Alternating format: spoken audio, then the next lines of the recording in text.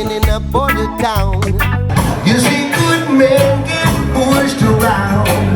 Well, it's not hard to see that in our brother. If it weren't for faith, we might be each other. Living in a border town. You see, women and children get hunted down. City fools in the big green vans, viciously attempt to keep the people from the fatherland. They really feel that they're good Christians as they defend this evil system. Whoa, yeah, man, I trip out when I listen to Border Town, and I think we recorded the song in 1994. There was a lot going on. It was a heavy buildup along the border, militarization, helicopters, and building border fences, you know. And so we were affected by that. We didn't know exactly what was going on. NAFTA was enacted that year. We really didn't understand what that was going to be all about. But they were building up the border, you know, to oppress people, to trap people in an economic zone so they could take advantage of their cheap labor. You know, but you can hear the fire in that song, young people taking it upon themselves to express themselves about what's going on in their world, but inspired by Jamaican music, reggae music. I think here at the Dub Club, what we're trying to do is find out what that fire is, what that ingredient is. You know, me personally, Jamaican singers, there was something, I don't even think you can really explain it on a sonic level. I mean, it's more like an emotion that you get handed to you. That's how it was for me, and it gave me a voice, but it gave me something much more than that. It gave me a sense of courage, an ability to express myself, and I see that happen over and over again with millions of kids all over the world with reggae music. And now, kids are dropping guitars and basses and drums, and they're using DJ sound system to express the same thing, right? So that's what we're shooting for here. Where did that come from? Where did that fire come from? What significance does it have in our lives? And more importantly, you know, how is it going to tie to what we're going to be doing forward? Moving forward with this reggae movement that we got going on, all right? So thank you for being here. Thank you for being with us. Welcome to the Dub Club. Get ready for an adventure. Big love. A nation built on slavery, but yabba stolen land. A poor example of democracy, yeah, yeah, yeah.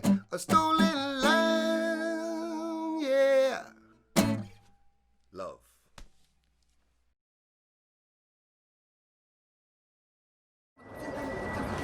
A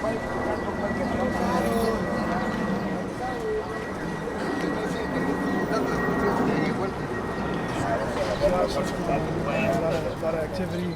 So we got guys coming in from all over the world. They're trying to keep this, you know, men. And the other one that we went to over there, they got the families. Families, women and children. So this one's going to be men. And they don't want anybody here during the day. They want them out working and hustling and doing what they're going to do, going to take care of their work and appointments. Trying to make it happen. And other than that, like they come here, they sleep, but everything's, you know, on the floor, man. There's no heat. It's a tough. I saw that, man. When he took me into that little spot over there, it was like, you know, shoot. My first gut reaction was just like I wanted to cry, man, because I, you know, thought about it. But then I thought, thank God that they got this place. You know what I mean? It's just like you just gotta, you always gotta look for the best, man.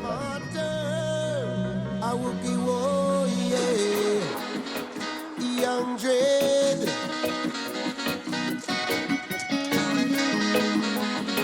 Young Dread. Where you gone? Gun in your hand, martyr, martyr.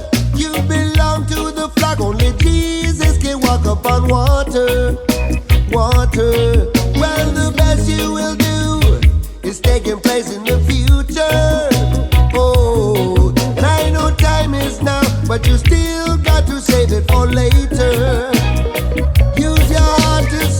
my youth. You belong to the neighborhood. Young dread, if you really wanna know, got to overstand the mark of the cimarron. Young dread, don't wanna be bad no soul. Young dread, bet your life upon it. Better to free your soul. Young dread, and put whatever price you want upon it. Young dread, bring your message home.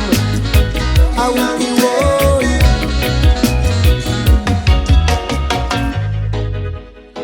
You got to know where you come from in this here Babylon.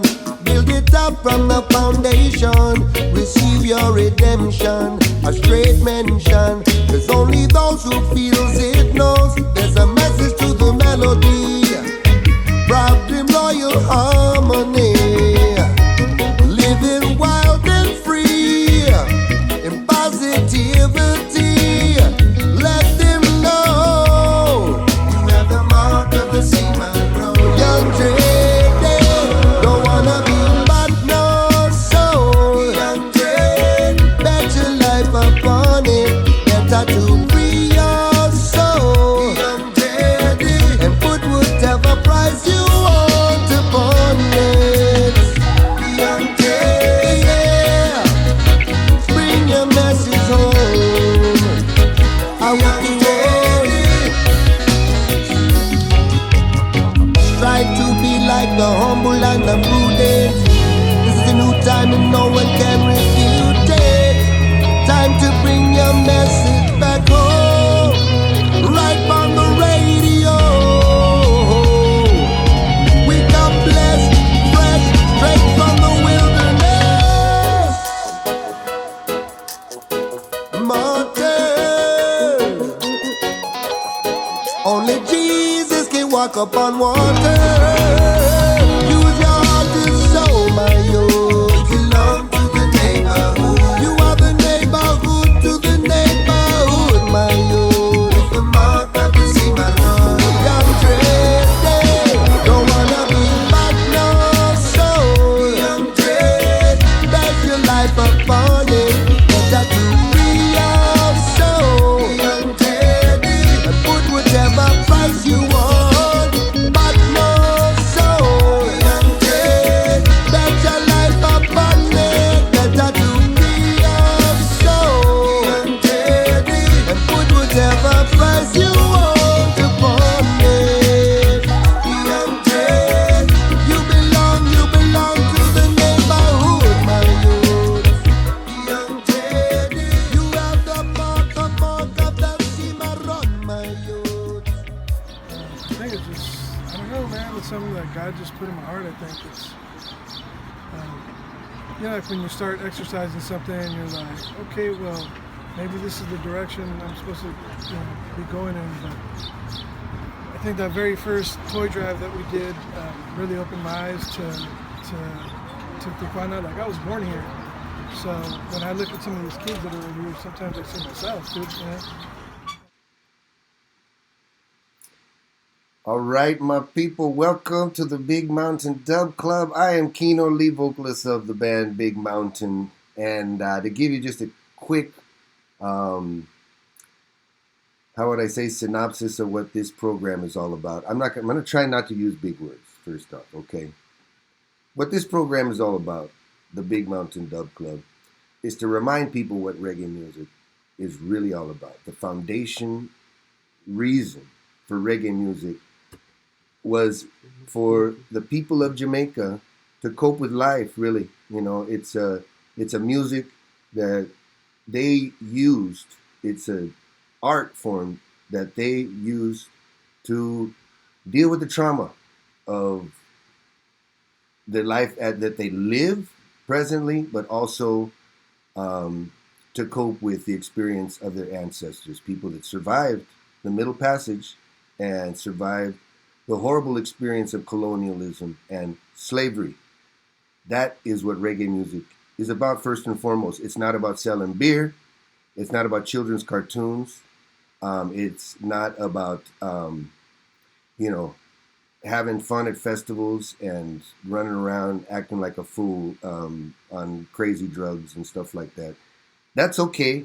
Do your thing. Reggae is about fun too. But first and foremost, this show is about reminding people why reggae was invented. It was not invented for selling beer or tequila. Reggae music was not invented. It was manifested by people feeling intense pain, but also people surviving and having a valiant story, right? It's about this euphoria that they felt even though they were confined, even though they were enslaved, they were able to express their freedom in one way, with their voice, with their hands, by playing music, by singing, by writing, by opposing the system, the institution that kept them in chains, right? So important for the young people today to remember that, all right? We love the one love. We are here to bring people together. We are here to unite the whole world under the banner of Rasta culture, right? That's the beautiful thing about reggae. That's the power of reggae. The power of reggae is that it brings people together and it allows us to attack the contradictions in this life, all the political stuff, with music. Music is powerful and definitely has a purpose. Music taught me a lot as one person how to love myself,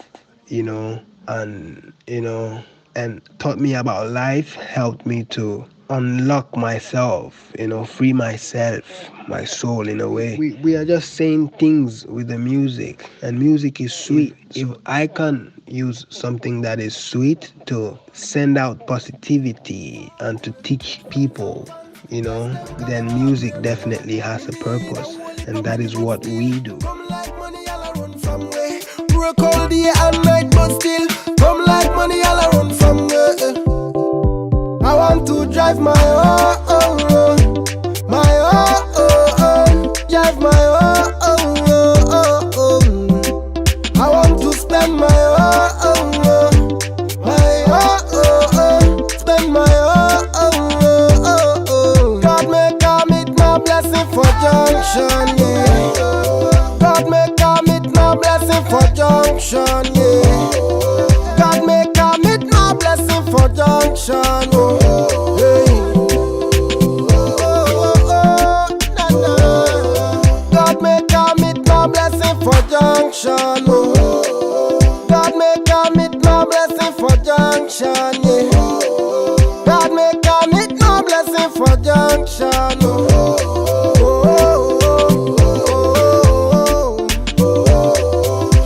On the beat.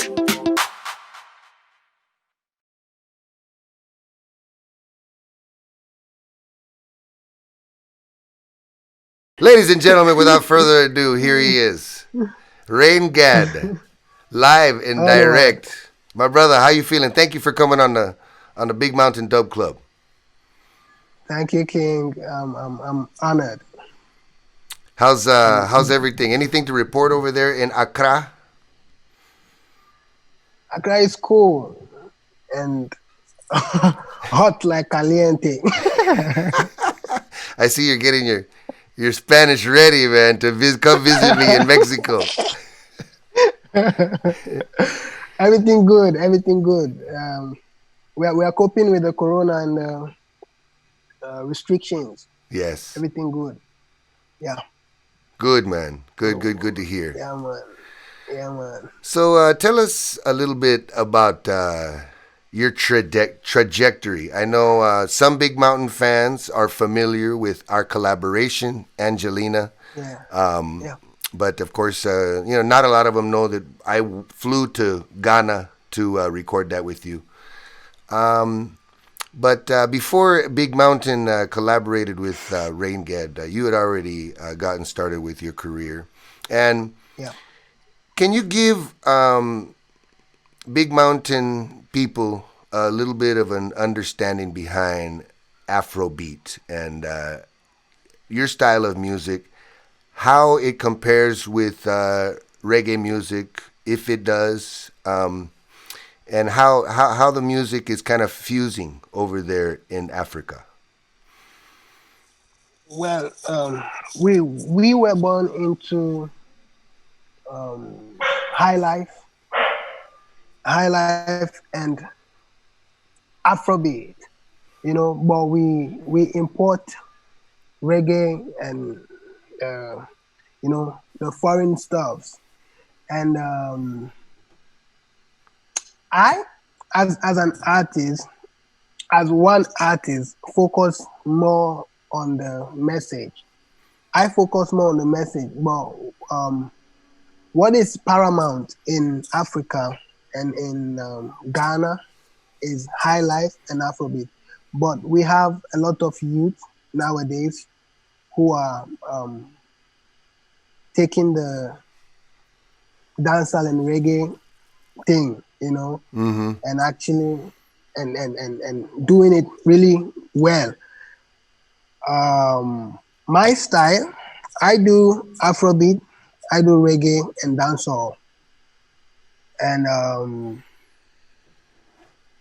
I don't know. I'll say I grew up actually listening to you, Big Mountain, listening to Senzo, Bob Marley. When it comes to reggae, Shaggy, and I say those are the influences, you know, and I use those influences in my music, and I don't forget my roots. So I add the Afrobeat, I add the highlight. So I have my own style like that. So you When can feel when I was you in, can feel oh, go ahead, uh-huh. finish. You can feel some reggae vibe on an Afrobeat. You can feel Afro on a reggae thing. So, Right. well, it's more about the message for me. I feel you. I feel you. Yeah. And you're good at that. I love the way you set up your songs, the conceptually, and the your storytelling is very logical and Thank easy you. to understand if you can, if you can understand the words, which sometimes for me it's a little challenging. I have to rewind and listen again and going, Why? but Why? Why? well, just because of the It accent, sounds man. I yeah, still the I accent. still have trouble with patois. I mean, I've been listening to reggae music since I was like 13 years old, and I still have to rewind and listen and rewind and listen. It's just Mm, I think it. I don't know what it is about me. My brother James, on the other hand, that guy, he he lived in Hawaii for a long time, so he's used to mm, to listening to kind of Creole, pidgin, um, what do you call it? Adaptations to English. For some reason, okay. man, it always gets me. But what was I going to ask you? Okay, when I was in Accra, I remember Hmm. listening on the radio. We spent a lot of time listening to the radio, which was cool. Hmm. But there was some resistance to young artists like you incorporating reggae and dancehall into their music. There was some older high life artists, gentlemen. I remember him expressing some, resistance to kids not focusing more on indigenous styles like high life. Do you get that from older generational musicians? Well, it is not a new thing. We get it, but you know, if we grow up listening to Bob Marley, you become what you listen to. I grew up listening to Shaggy. Why am I listening to Shaggy? You know, if I listen to Shaggy at a point, I will be sounding like Shaggy. So they are right in their sense. We are also right in our sense. But again, I say the message is the most important thing. So if I'm singing even some Indian stuff and the message is cool, what are you saying? That's what I love about you, man. Is that you're so sharp and you're right. Um, we are a product of what we listen to, right? I grew up in a Mexican American household, but my father, the man that raised me, was African American. But I'm half Anglo, right?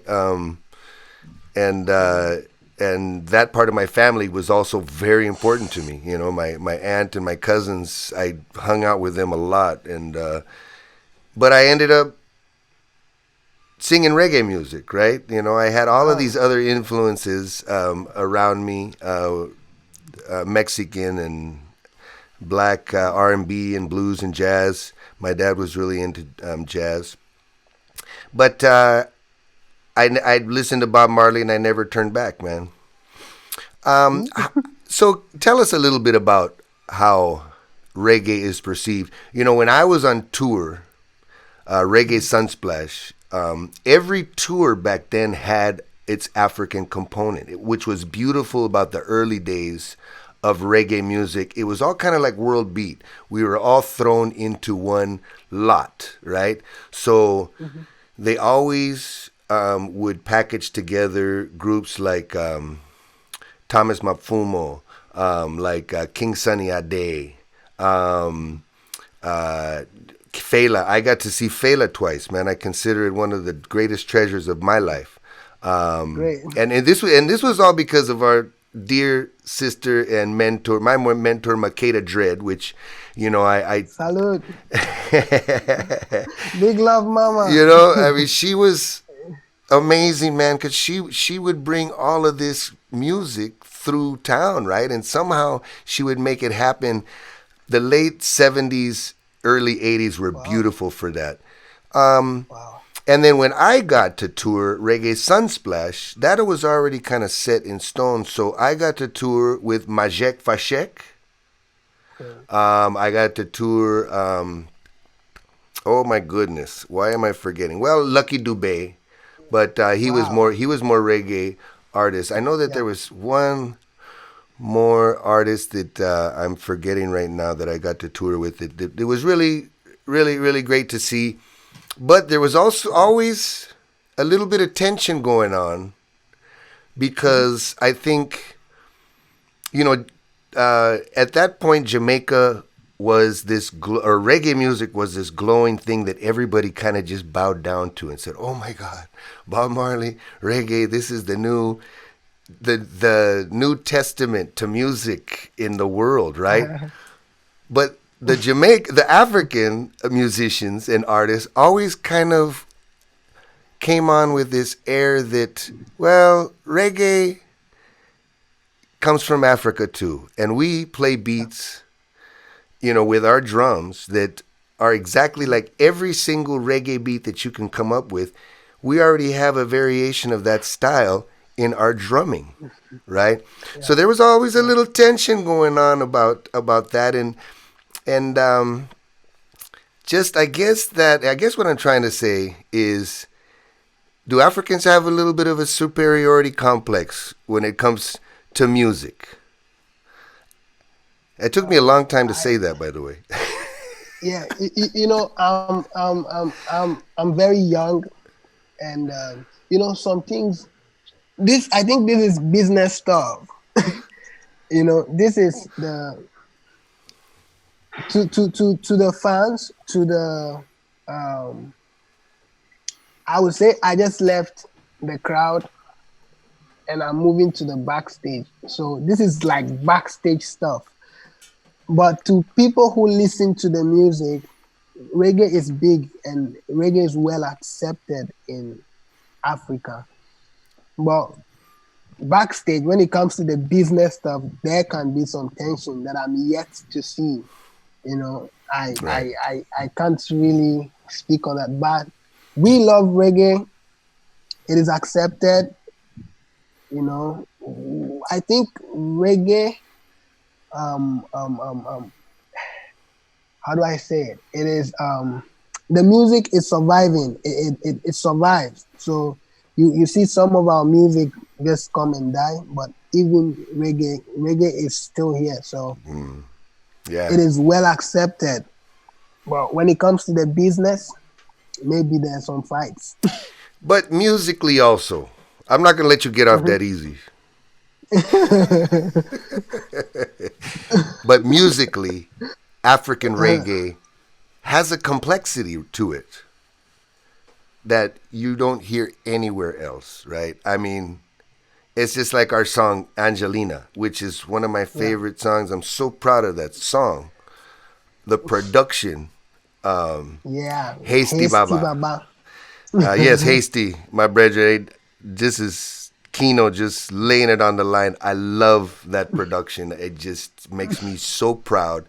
And that you mixed it, right? I mean, that mix is just so pretty and so clean. And but what I hear is these melody lines that are so rhythmically tight, coming in and so gracefully.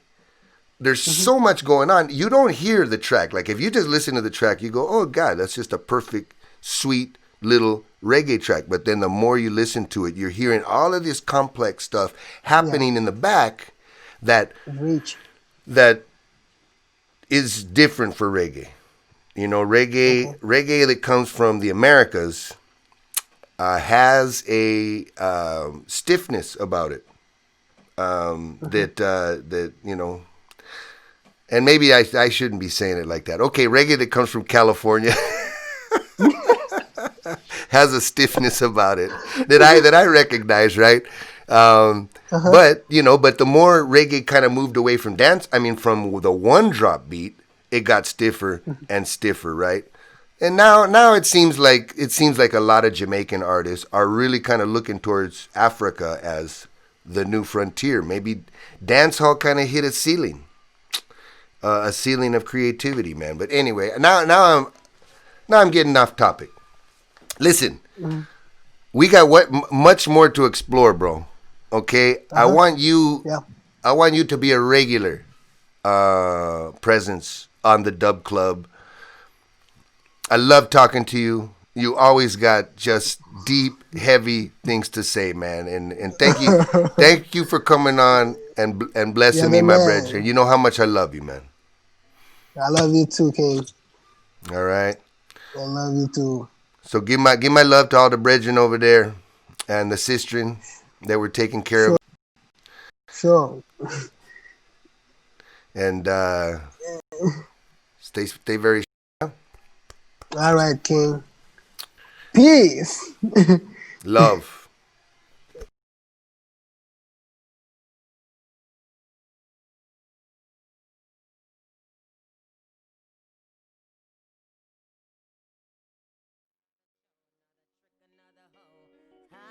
Performances, love on the low. I forget tough for this merry-go-round and put my feet back on the ground. Been flying solo for so long. Nobody singing the harmony. Up there just me and my shadow. No bass, no guitar, no tambourine. And I found you like a melody. You were singing in the same key as me. We had them dancing in the streets. I don't wanna be a one-man band. I don't wanna be a rolling stone alone, putting miles on a rundown van. Baby, we can take our own show on the road or lay down the beat. You'll carry the tune. We'll get tattoos and we'll trash hotel rooms. Baby, take my hand. I don't wanna be a one-man band.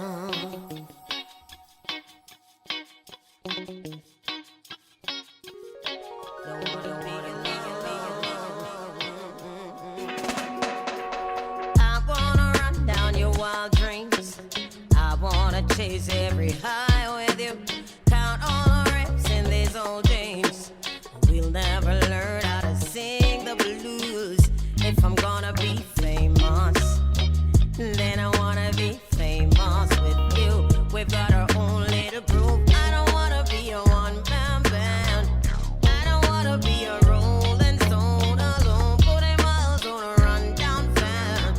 Maybe we can take our own show on a road. You'll lay down a beat, I'll carry your tune. We'll get tattoos and we'll trash hotel rooms. Baby, take my hand, 'cause I don't wanna be a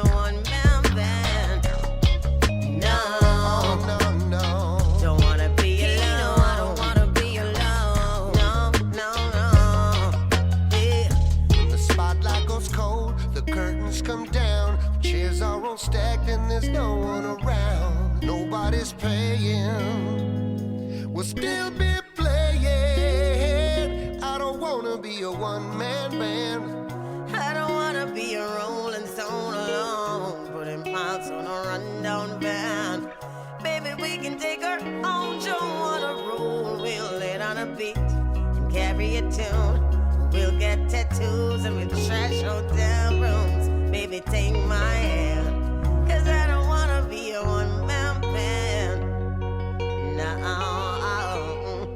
no, no. Don't wanna be alone. I'm not a one-man band. No, no. I just want to say hello to everybody. I know we've been having some technical difficulties, but we have overcome them. And we wanted to make sure and do our roundtable just so that we could complete our program. I'm very happy to be joined today on the Big Mountain Dub Club by two of my dearest brethren. This is political now. Who am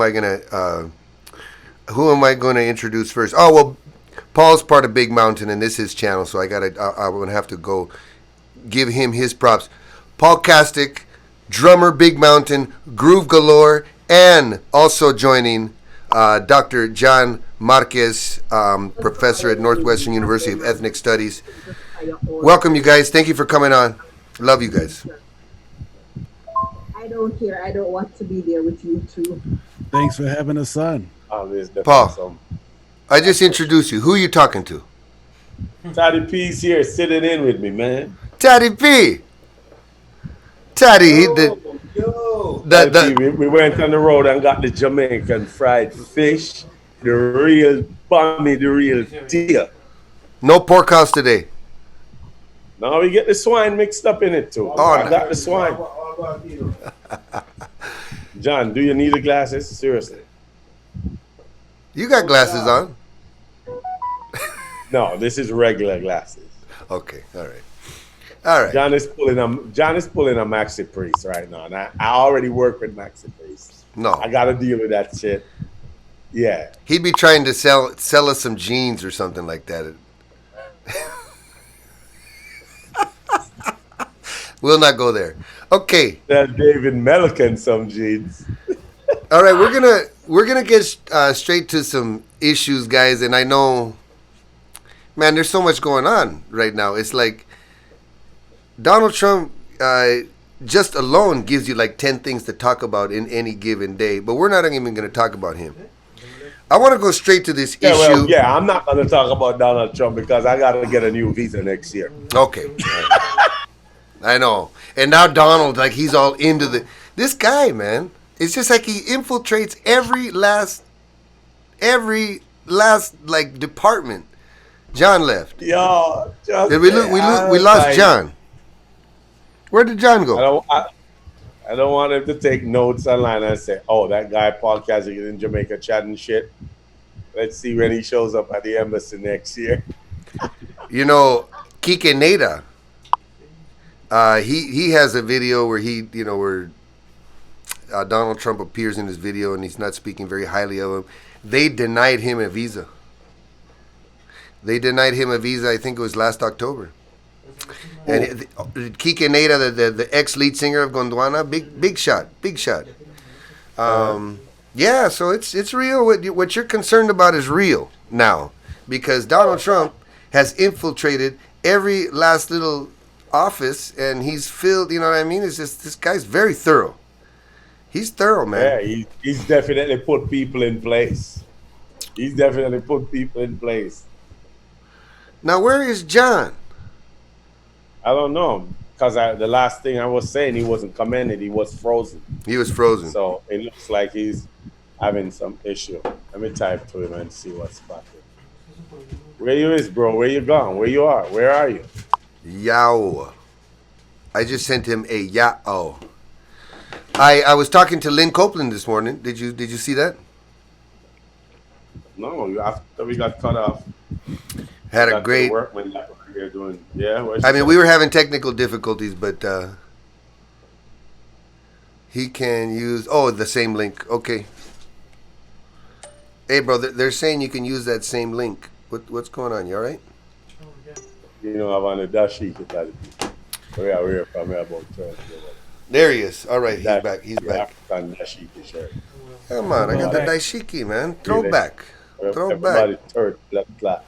It smells. It smells a little moldy. Smells a little moldy, but besides that, okay. Let's get straight to it, guys. I want to talk about. Since I love to see. I love to see Paul and John debate. Let's talk about police funding. This idea of defunding the police. It's something that's kind of going around the United States. What was interesting is that when I talked to John the other day, and we were kind of going over this concept, and I said, well, when did this whole thing about the police start, right? This idea that the government funds a body of people, and these people are so strong, and their lobby is so strong, and they have their own union that you can't prosecute them. It's like they're immune to everything, and they get paid, and they get insurance. That surely didn't start in America. That was from Roman times. Okay, no. We're gonna find out. We're gonna find out right now. Oh shit! John is already. I learned that the history of the police, the popos doesn't go back, but it probably coincided. It wasn't called the police, but the Romans were the police back in biblical times. Okay, I think John collected taxes. I'm just saying, but I'm not no expert. But I'm just saying it's not new or to America or to the rest of the world.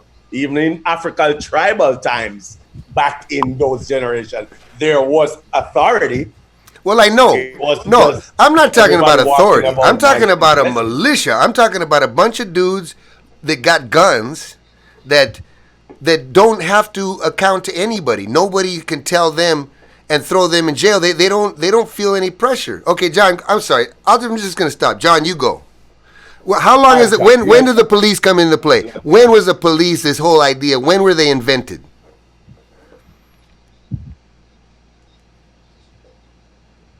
I mean, I think it's important to not split too many hairs. It's similar to debates about slavery, when people start to say, well, slavery has always existed in human history, or slavery has existed in every civilization, over time across the world. But that dilutes the significance of the slavery and the significance of the slavery that we're talking about here in the Americas. Or that the same thing. And it's the same thing. It's the same thing with regards to policing. All of these different moments or different sites or different episodes to where you can trace acts of punitive violence or penal violence or policing or surveillance. That doesn't correlate with what we're actually talking about here. Right. Okay. Right. And that's a different story. And so you got to put things in their proper context in order to think about. Here, policing began with the idea of private property, and with the idea of private property applying to Black people, to African people, as the property or the propertied interests of slave owners. Right. Policing was necessary so as to sustain a certain kind of economic model that needed Black people to stay in place, to stay incarcerated within the boundaries, within the borders of a plantation, so that they could be vulnerable to hyper exploitation, which was what slavery was, right? So it's all about boundaries. It's all about borders. It's all about where you can go, what you can do with your body and with your labor and with your time and your existence as a human being. And policing was set up to control that, so as to create a capitalist society. So it has everything to do with the clearing and the vanquishing of indigenous peoples on this continent. It has everything to do with the importation, the hijacking of people from Africa, and the forced labor that was imposed upon them. You can only enforce labor, you can only enforce those conditions. You have policing. Through policing. Right.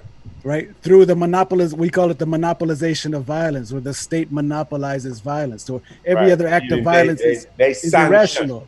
But only the police, only the police can exert a certain violence that's rational, because it aids the political economy of the status quo. If you're Black or brown, The status quo has been constructed and imagined in opposition to your ancestors and you. So therefore, policing has never offered you refuge or protection from anything. Policing has always targeted you as a threat to civil society. So policing is to protect the property of the establishment, and we know that the establishment is pretty much controlled and owned by white people, right? Old as white people. It's old as white people, right? Well, I mean, I think that's one way to put it. I think it's more complicated than that, because I think policing created the category of white, and policing created the category or the kind of the terminology of whiteness or white people, right? So all of those terms emerge out of violent conditions. They don't emerge out of natural circumstances. The term black was produced to connote or to refer to the slave. The term white was used to refer to the slave master, or that person who would profit from the labor of the African. So it's not really about policing was set up to help white people. Policing produced white people, as we know it. It produced the category.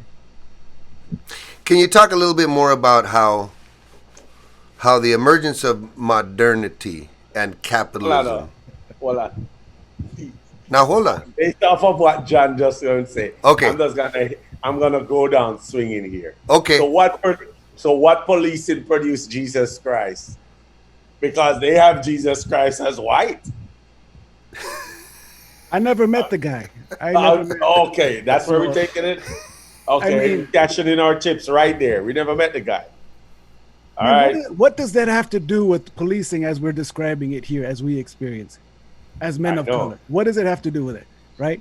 So that's a divergence. I mean, you're trying to take us down another road to dilute the significance of what we really should be. As you're saying, we're continuously splitting hairs there. Yeah, I mean, what is this? What is this term we use, Jesus Christ?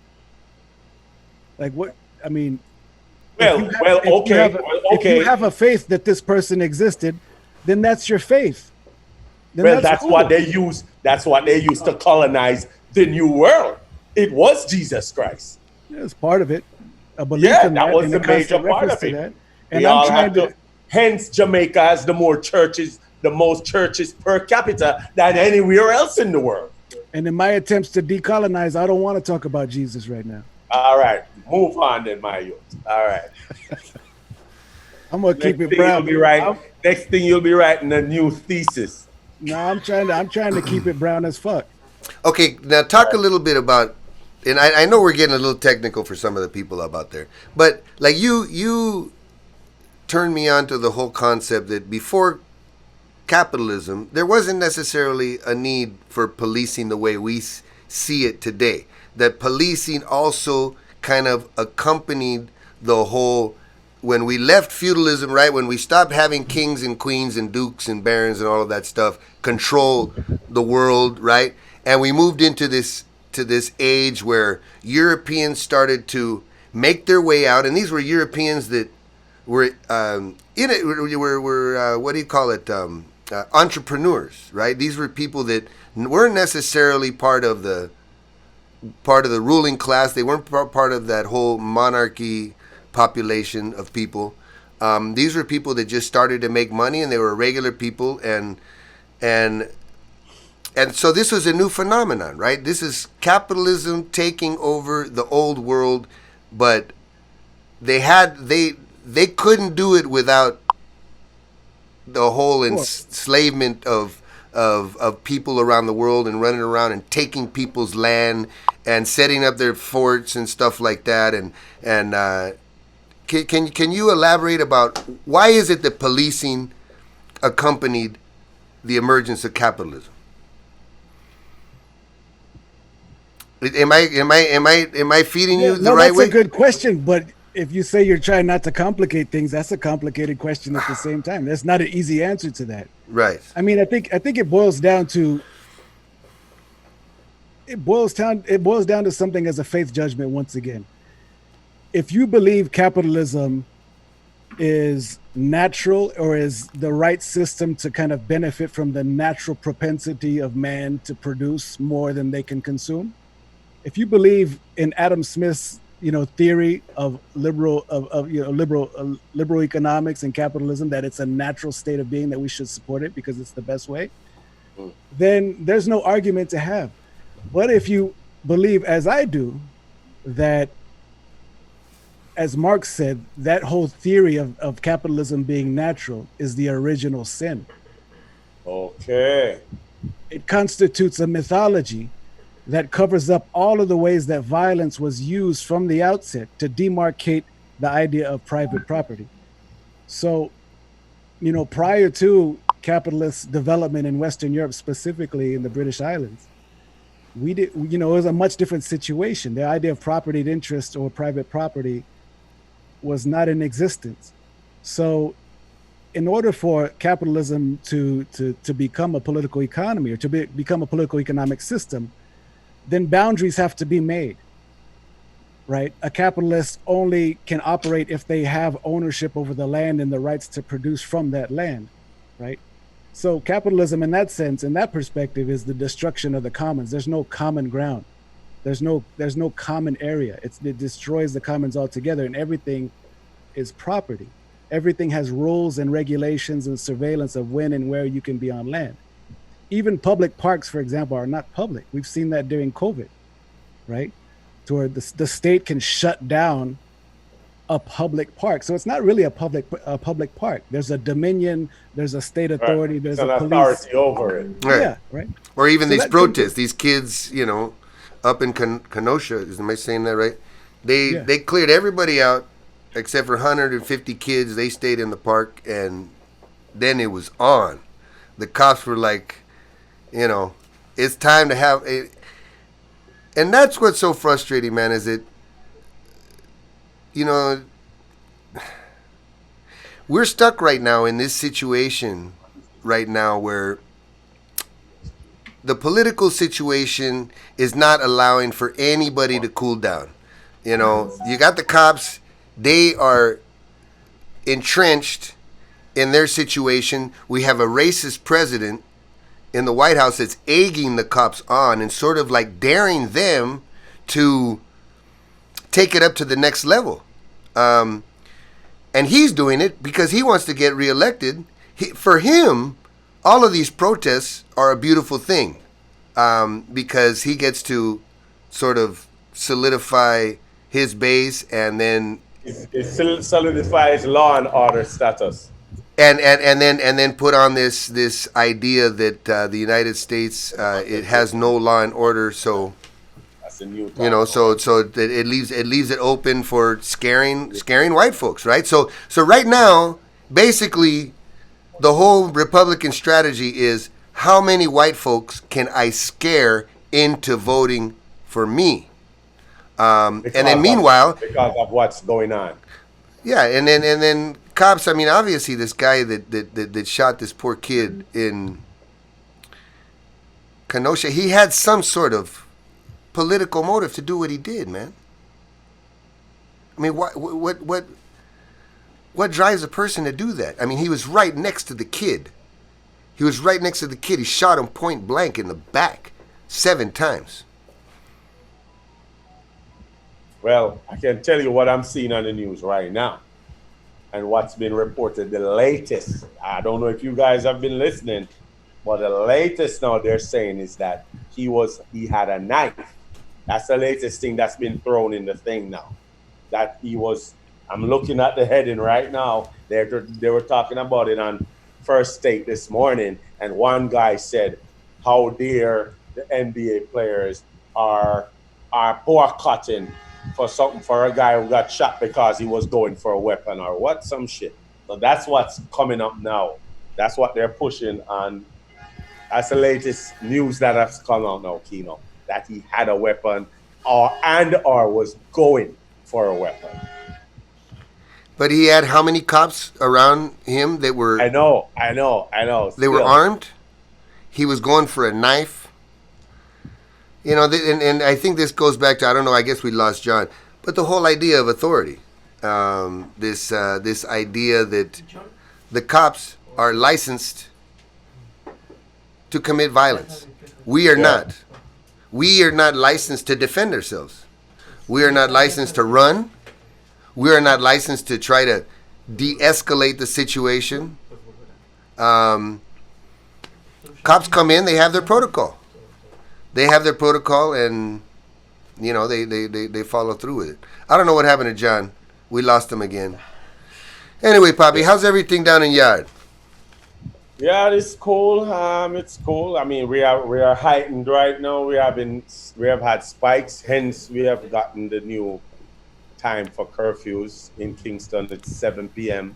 You have to be off the street 7 p.m. to 5 a.m. Wow. And as of September 2nd, it'll switch to 9 p.m.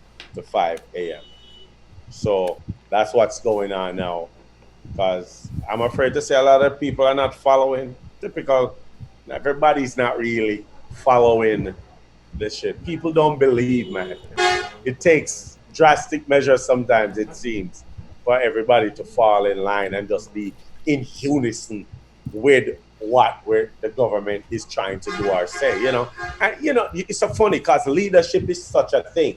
And remember, Jamaica gets trickle-down culture and everything from America. America has the most Jamaicans in it than England. So I'm just saying, the leadership that Donald Trump is not showing affects even just some people in the ghetto in Jamaica. You get what I'm saying? Yeah, man.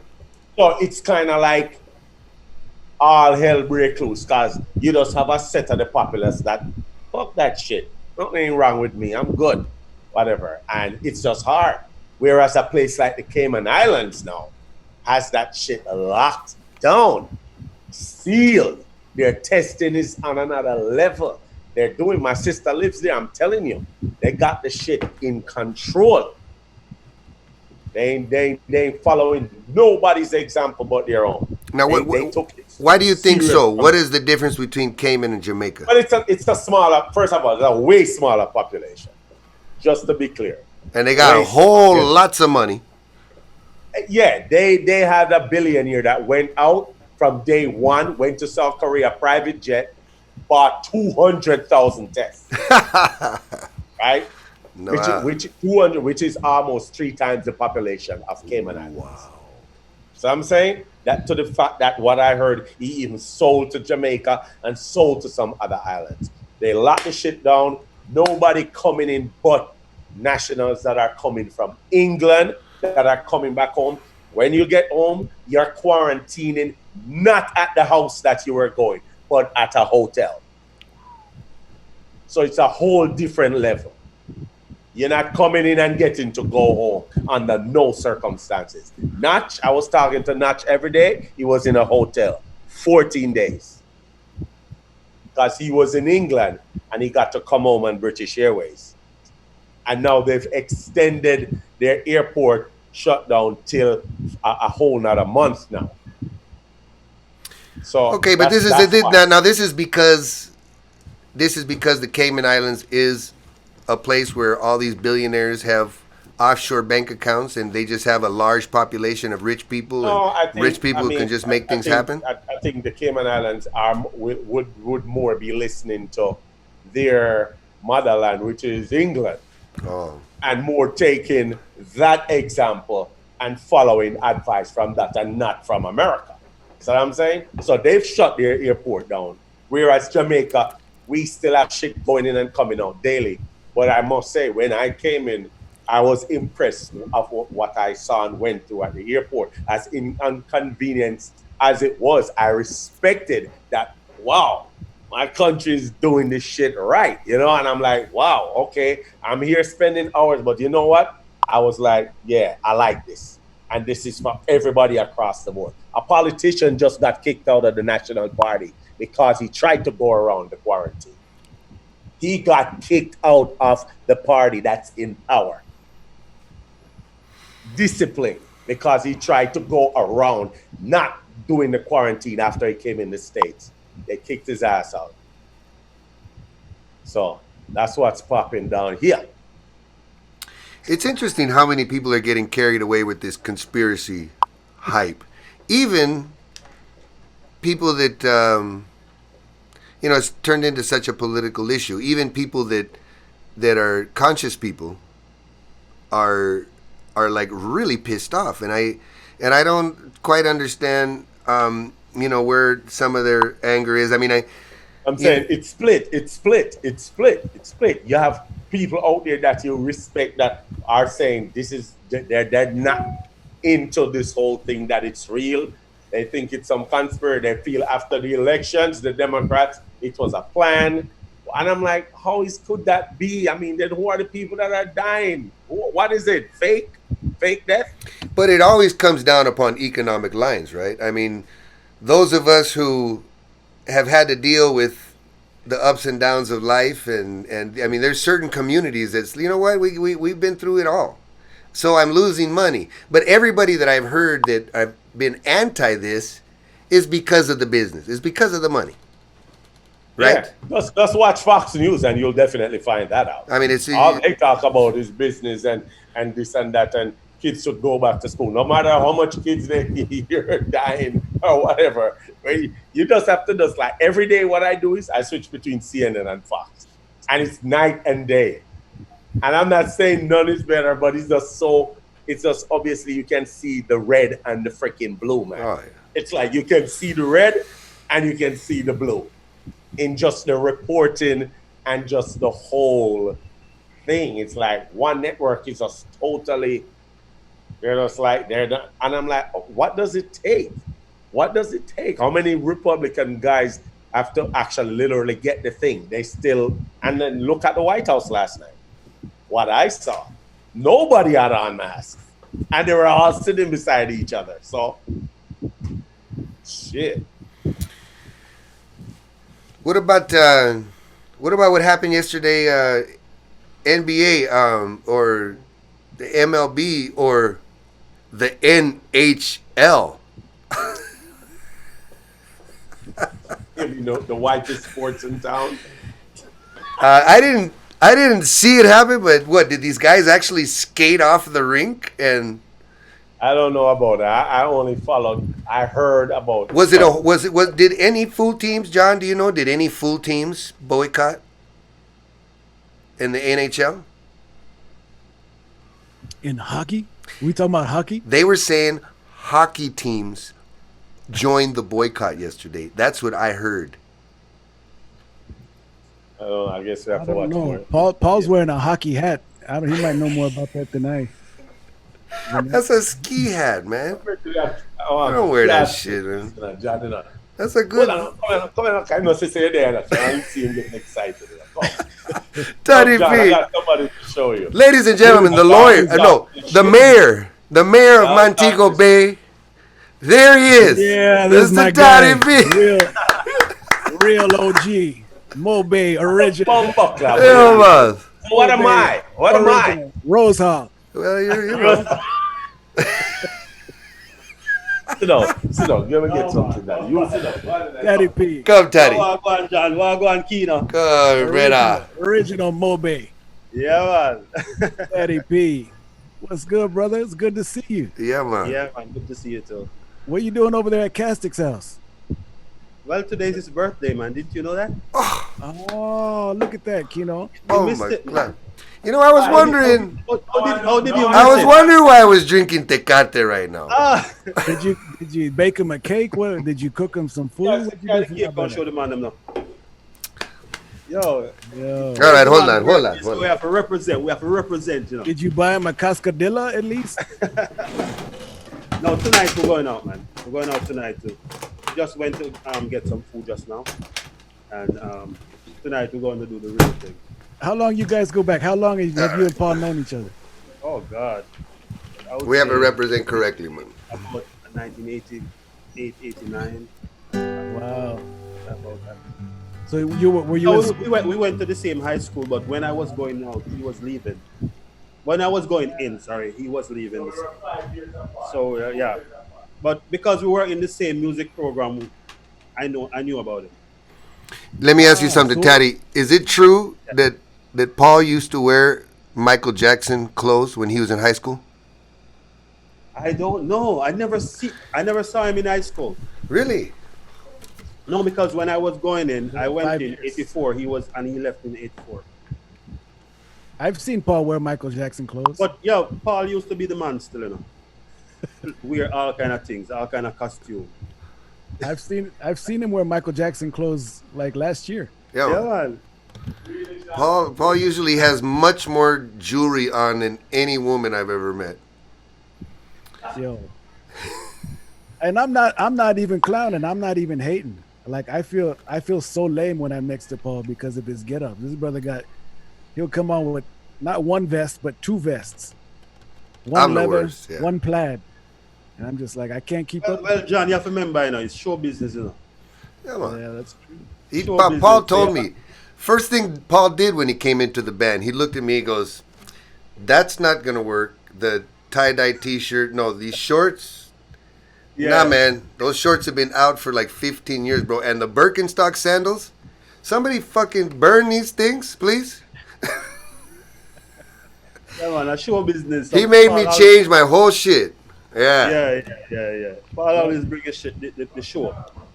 I think Paul bought that shirt for Quino, the one he's wearing right now. He forgot to give it to all about my fashion. Paul.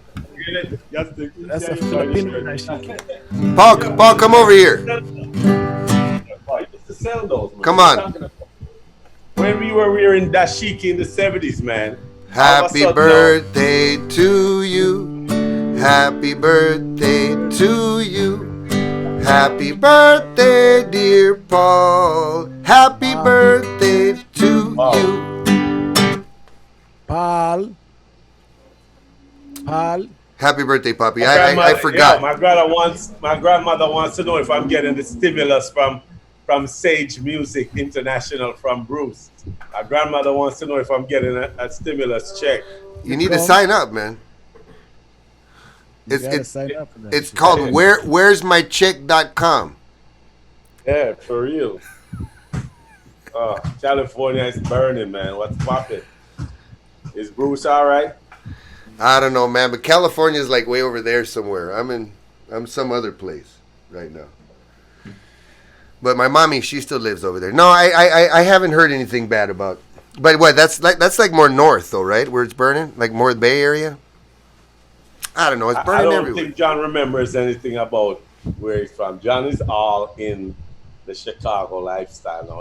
He don't remember nothing about the grassroots people. Hey, with the time we have remaining, why don't we revisit how we met and how we forged relationships with one another? So as to kind of I think it's interesting because it, maybe people are watching, the audience is watching and wondering, is like, well, who's this cat and why is he talking to musicians and artists and like where does all of their different expertise and work? I don't know. Are we live? Kino, we're live now. As a matter of fact, I haven't even checked to see who's watching. It? We're live, dude. We're live. We're live on and what? Right now we have on Facebook. Yeah. With the time we have remaining, we have 30 people watching. Okay. Shit. All right, now we're gonna tell them exactly where you and I met. Hold on, Clive won't get. I mean, okay. Some context. I think it's interesting. That's fine. I'm proud of that. Get the most on that program there. Wow, please. Man, we can get the most, Easy. In terms of viewers, You're gonna get 100 mark, 105, 100 and much. You're about to get muted, Paul. People get tired. People get tired of these discussions, Paul. Huh? I said people get tired of these discussions, but you play one song, man, and it'll be back up to 200. That's why we got to keep it. That's why we got to keep them sucked in, and then we, got to do this quick. All right. What year was that, John? When you and I met face to face? I know. When that would have been like 95, right? It's like 94. Was it 94? It was 94, 95. Yeah. 45 months. So it would have been like. You were ready, and we just go down there and just. Hey, mute this guy. See? All right, cool. Mute this guy. I came in 98, and the first week, I met this guy. Really? Was it the first week? Yeah, Paul think and I it were. was, or the second time. Oh, that's when right, I because you were came living in back. San Diego. All right. Right, and he was with you, and you introduced me to John. He was there, a little, I didn't know what to make of him then. Well, John and I, we had a mutual friend, Mr. Marcos Alvarado. Yes, my boy. And yes. we found out that we were involved in a similar struggle at the time. We were both working in a political organization. Yes, we were. And we were border activism. I was a fan of Big Mountain, but I didn't know Quino was the singer from the band. I only knew him as my comrade. Oh, comrade, huh? Comrade. That sounds a little Soviet Union-ish. No, it was a Marxist political organization that we worked in. Back then, things were still rolling. I mean, the Berlin Wall had only fallen for a couple of years before. So it was this. We're talking. This is like fresh post Cold War. Yeah, post 60s. We're the post 60s generation as well. Yeah. So Quino and I were both part of the national council of this organization, and we met. Wow. We met at the national conference of the National Council in Houston. It was actually in Houston, Texas, which happens to be my hometown. La Resistencia.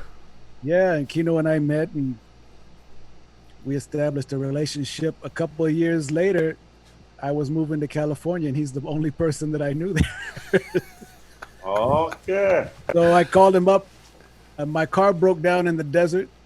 I arrived in San Diego with no wheels, no money, no clothes. I had nothing. And I called Quino. Wow. Yo, what's going on? He's like, hey, I'll come pick you up in the morning. We're going to LA. And the next morning, we're in Lamart Park playing a benefit concert, along with also Motley and all these groups from LA that was organized in part by the political organizations we worked for or worked with. And the rest is history. We've been having a conversation about the political work we do and its relationship to music now ever since then. So it's been over a couple of decades that we've been talking about these issues. Beautiful, beautiful friendship, bro. Thank you. Thank you. It I found Paul knows. Found a kindred spirit, and then when I linked up with Paul, which is another interesting story, because Paul and I, now I don't remember meeting you at Reggae Sunsplash. You and I met, what I remember was in Amsterdam. Okay, where did we meet? We met in an airport on tour in Japan. We were coming in. I was coming in with Shaggy and those guys, Japan Splash guys or whatever. You guys were leaving, but we had known Kevin and Jerry. Okay.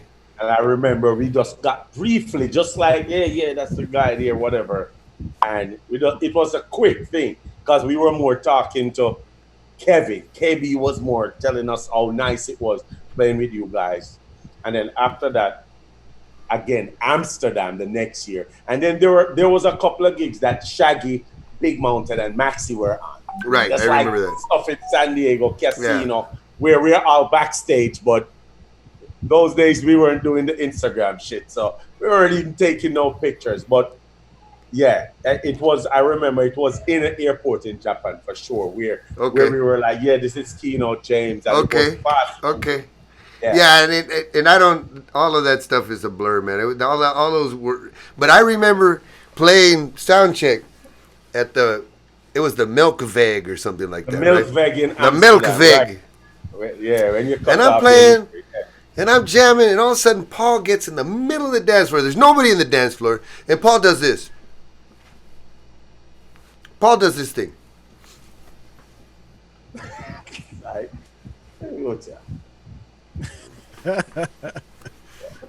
Check. Yeah, because I'm analyzing. And I'm going, what the fuck is this guy thinking? And there was something about Paul that used to just trip my ass out. He just, just the way he dressed, he just looked like a rock star, and just like, and Paul's always. Who was freaking out more about you and the hair business was Shaggy. Because we came to the show that night, and Shaggy he couldn't stop talking. He was livid. Oh, that I cut my locks. Yes. Oh, I know. I know. You know what, Shaggy? This was Friction album. Yeah. Friction. Yeah. The third and I can album. I can remember Shaggy that year when he first saw me, and I trimmed my locks, and he came up to me. He goes, "Quino, you and I need to talk." Yo, he took me out. He took me out, and he goes, "Bro, do you?" Now, you know that you're in a business, right? You're in this thing called the music business, right? And I'm like, oh, yeah, Shaggy, listen to this new record, blah, blah, blah. He goes, bro, your locks. Where are your fucking locks? I go, man, I trim them, I just felt like I did.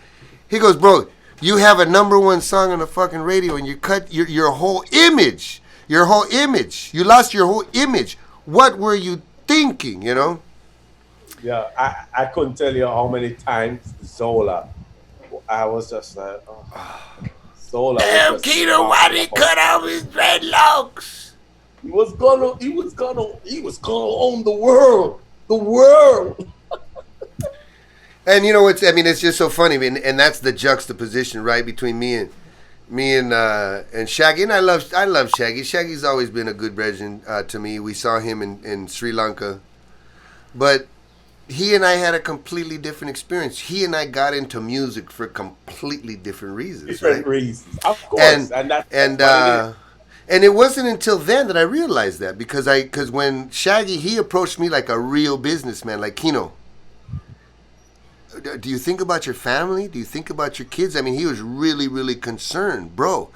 Like, are you okay in your head? What are you smoking? Kind of thing. And I was like, no, Shaggy, you understand, man. I'm on this record label. I'm not happy. I feel like they're totally misrepresenting reggae.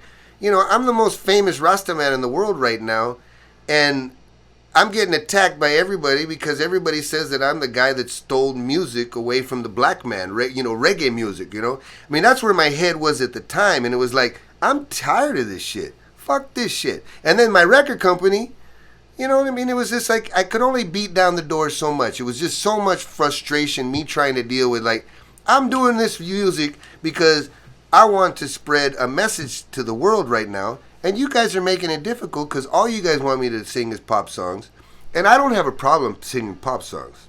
That was the deal. I sing whatever song you guys bring to me, but the 75% of the album is all ours, and you guys stay away from that. It worked so much. That agreement worked, but there came to a point where I realized that I was just this little Mexican kid, man, that they were just trying to squeeze whatever little juice out of. They didn't give a shit, like record companies, of course they don't.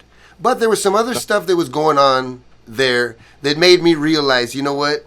I can't be hanging out in Los Angeles any longer, because this is just totally contrary to what I want to spend my life doing. Because at the same time, I'm on this major label, but then I'm going to anti-border demonstrations with La Resistencia. That's where my heart was at. My heart was in the struggle and trying to use reggae music to further the struggle. But hey, that's all water under the bridge. But the beautiful thing about it is I got to meet you, bro. And you, of course, left Shaggy. and came to Big Mountain. Let that story be another episode. That'll be another episode. God, I'm telling you. And then I met John and Billy David and the crew. And what was that year when we recorded? Okay, well, the first was Things to Come. Was John living? 1998. Were you living in San Diego at that time? Yes, of course. That's when I met John. The year after I got there, I believe. It was probably 98, 99. God, that album was so hard to finish. Yeah, man. Ooh. Going up and down the highway. El Central Recording. Central Recording Studios. Yeah. With Teeth. Remember Teeth? And the days in across the street that we had an investment partnership with. With Milliken, I remember you were about ready to kill. You and Milliken there's a little bit of friction there. But There is some, yeah, those are some good times. So things to come, and then you guys came back the next year. We recorded Cool Breeze right off the bat, and then I was living in the apartment on 34th Street that I took over. Yeah, but we did the little Valentine's project for the Japanese first. We did that first. That was Goofy's first thing with us recording, and then after that, now like 3 months after that, we started. And Chizzy was on there too. Yeah, and then Chizzy started coming down, blah blah. Yeah, and then you moved to the studio now on University, where you had the studio at a separate place, and that's where we did New Day, and then did the live drums at Signature. So how about we talk about your industry and the kind of the inbuilt social responsibility that some of you all feel with regards to being reggae musicians, right? It's almost an inbuilt kind of pressure for reggae artists to address or not address social issues. I was just talking to Paul the other day, Quino, offline, and let me just put in this quick anecdote. I was talking to Paul the other day, and Fox News asked me to appear on that night. They wanted me to talk about, I think it was the Kenosha case or one of these cases. Are you kidding me? They chose you? Are they crazy? Partially, but I refused to appear. I refused to be a guest on their show because it was Fox News and because I just kind of understood the volatile nature. And I totally disagree. And so yeah, let me just to finish the story. Paul chewed my ass out and told me it's your responsibility. You need to be up front and center. We need to see your face. We need your voice in these situations. Ooh, and I was like, Paul, you're partially right. And both of you are like big brothers to me, and I'm always listening to your influence and I'm always listening to your advice. But in this case, I had to check Paul back and say, well, I do that work every day already. And so I can actually pick and choose what mediums and where it is that I want to lend my time and my expertise to, right? And so Paul was encouraging me, so you got to do more political work, more vocal political work in the public realm. And so I pushed back on Paul and I said, well, you got to do more political shit. Ooh. And I said, you need to do more political shit too. You need to be more socially active. And you know what Paul's response to me was? Touché. No, he said this. He said, boss, I'm the drummer in Big Mountain. That's as political as it gets in my industry. Yeah. And I say that without and nobody can. The work is there. The lyrics are there.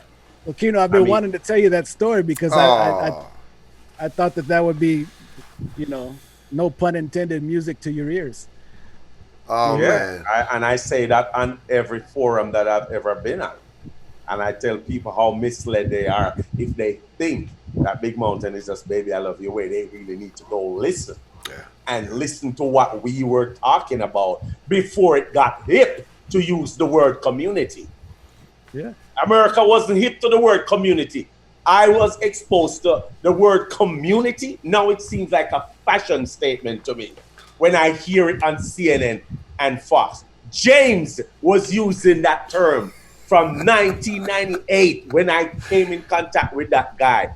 James was the one, and Quino was using these terms about doing stuff in our community. Now, to me, it's like it has lost its effect because it's like it seems like a fashion trend now. Like a word is a trend now. Like the word about the best version of myself. I'm so sick of hearing that shit now. Trust me, everything is another capitalistic vibe. It's hip to say that now. But are you really doing the work? You know what I'm saying? No, I feel you, Paul. In a lot of the interviews I've seen you do with different journalists and different mediums over the years, you play with a lot of different bands, and you got you got your hand in a lot of different projects, right? Right. But you always refer back to the importance, like in the kind of spiritual relationship that you have to Big Mountain, and how like you elevate that above everything. And I'm kind of putting pieces together now, and I think it's because because of the way Quino and James and others have fought so hard to maintain this kind of independent voice outside of the kind of capitalist pressures, to be people who speak about community, to be people who have kind of social commentary. It's often career suicide to go too hard. It's often it works against you. Yeah, it's the same in my field as well. Right? I was talking to Quino the other day, and he says, "Well, how come you don't get invited in these CNN and stuff like that?" And I was like, "Well, if you go too hard, if you're too critical in the way you talk about things, then mainstream media doesn't want anything to do with you, right? So you're not gonna get radio play, basically, to use a metaphor from your field." Right, and I know that's been a struggle for Quino, but I just wanted to create that segue and say, between you two, Paul, it's always something that you've embraced, and you always speak so highly of your work and your commitment to Big Mountain. All the time. I just I say it. I mean, when a lot of people question me, and I'm just like, I tell this story just the other day. I was saying what happened on the Spiritual Unity tour, and when I got the phone call from Angelique, and she told me that Big Mountain, and I just started to yo, that was always my first thing from high school. I always wanted to be a band doing some positive shit. I always looked at Third World was my model. Yes. Third World was my model. Yes. This is it. This is like what they were singing. The real band. They're the band. They're the reggae band. All the time. That's what I wanted. Yeah, so it was a no-brainer for me. I didn't think about nothing else. I was like, yeah. And well, speaking of that, John, and I'm kind of going in, I don't even think I've ever told you, Paul. And I probably haven't even told you, John. But do you remember that there was all that controversy going on with Farrakhan 94, 93, 94, 95? There was all this stuff going on about, the black community arguing that Farrakhan was a necessary ingredient in the community because nobody else is saying the things that he's saying, right? Some of his statements were being translated or whatever into anti-Semitic, had some anti-Semitic overtones to it. And we know that there was there's a certain power structure in Hollywood that that was really negatively was not feeling what he was saying. There was a lot of tension going on there, and it was so difficult. It was so difficult to maneuver through that at that time. And I was in Hollywood, and I was a big shot in Hollywood as far as an artist goes, right? At that time, working all with the big producers and this and that. And I was trying to split the middle, man. I remember being very careful on all my interviews and saying, listen, you don't understand. There's things that need to be said that people aren't saying, and Louis Farrakhan is. So where else are we going to get this important commentary? That's what I'm just trying to say. You guys want to bag down on Farrakhan all the time, but these things need to be said. Things that we're saying today, right? The things that Farrakhan is saying 25 years ago, it's what everybody is saying now, and now it's okay to say. Okay. That's what I'm saying. Okay. That's why most of the time I'm just... In late 1994, I got a phone call from somebody, and they said, Quino, word is getting around town that you're speaking highly, or you're defending Farrakhan in interviews. I'm telling you right now, stop or be real careful, or just suffer the consequences from doing that. Right. And that was kind of that was my cue. I said, all right, you know what? I'm done with this shit. I'm not going to deal with Hollywood, major labels. It was really kind of my sign that this isn't your town. Why are you sitting here dealing with this element when you could be on the front lines with La Resistencia doing your own thing? Of course, I might not have understood exactly how hard it would affect our career. I probably would have made the same decision anyway. But being blacked out in Hollywood, man, is something that all revolutionaries have to consider. And I'm sure it's affected Big Mountain in a negative way. I feel bad about that. I really, really I don't feel bad about, of course, expressing myself and sticking up for people of color and unabashedly being proud of a person that does that.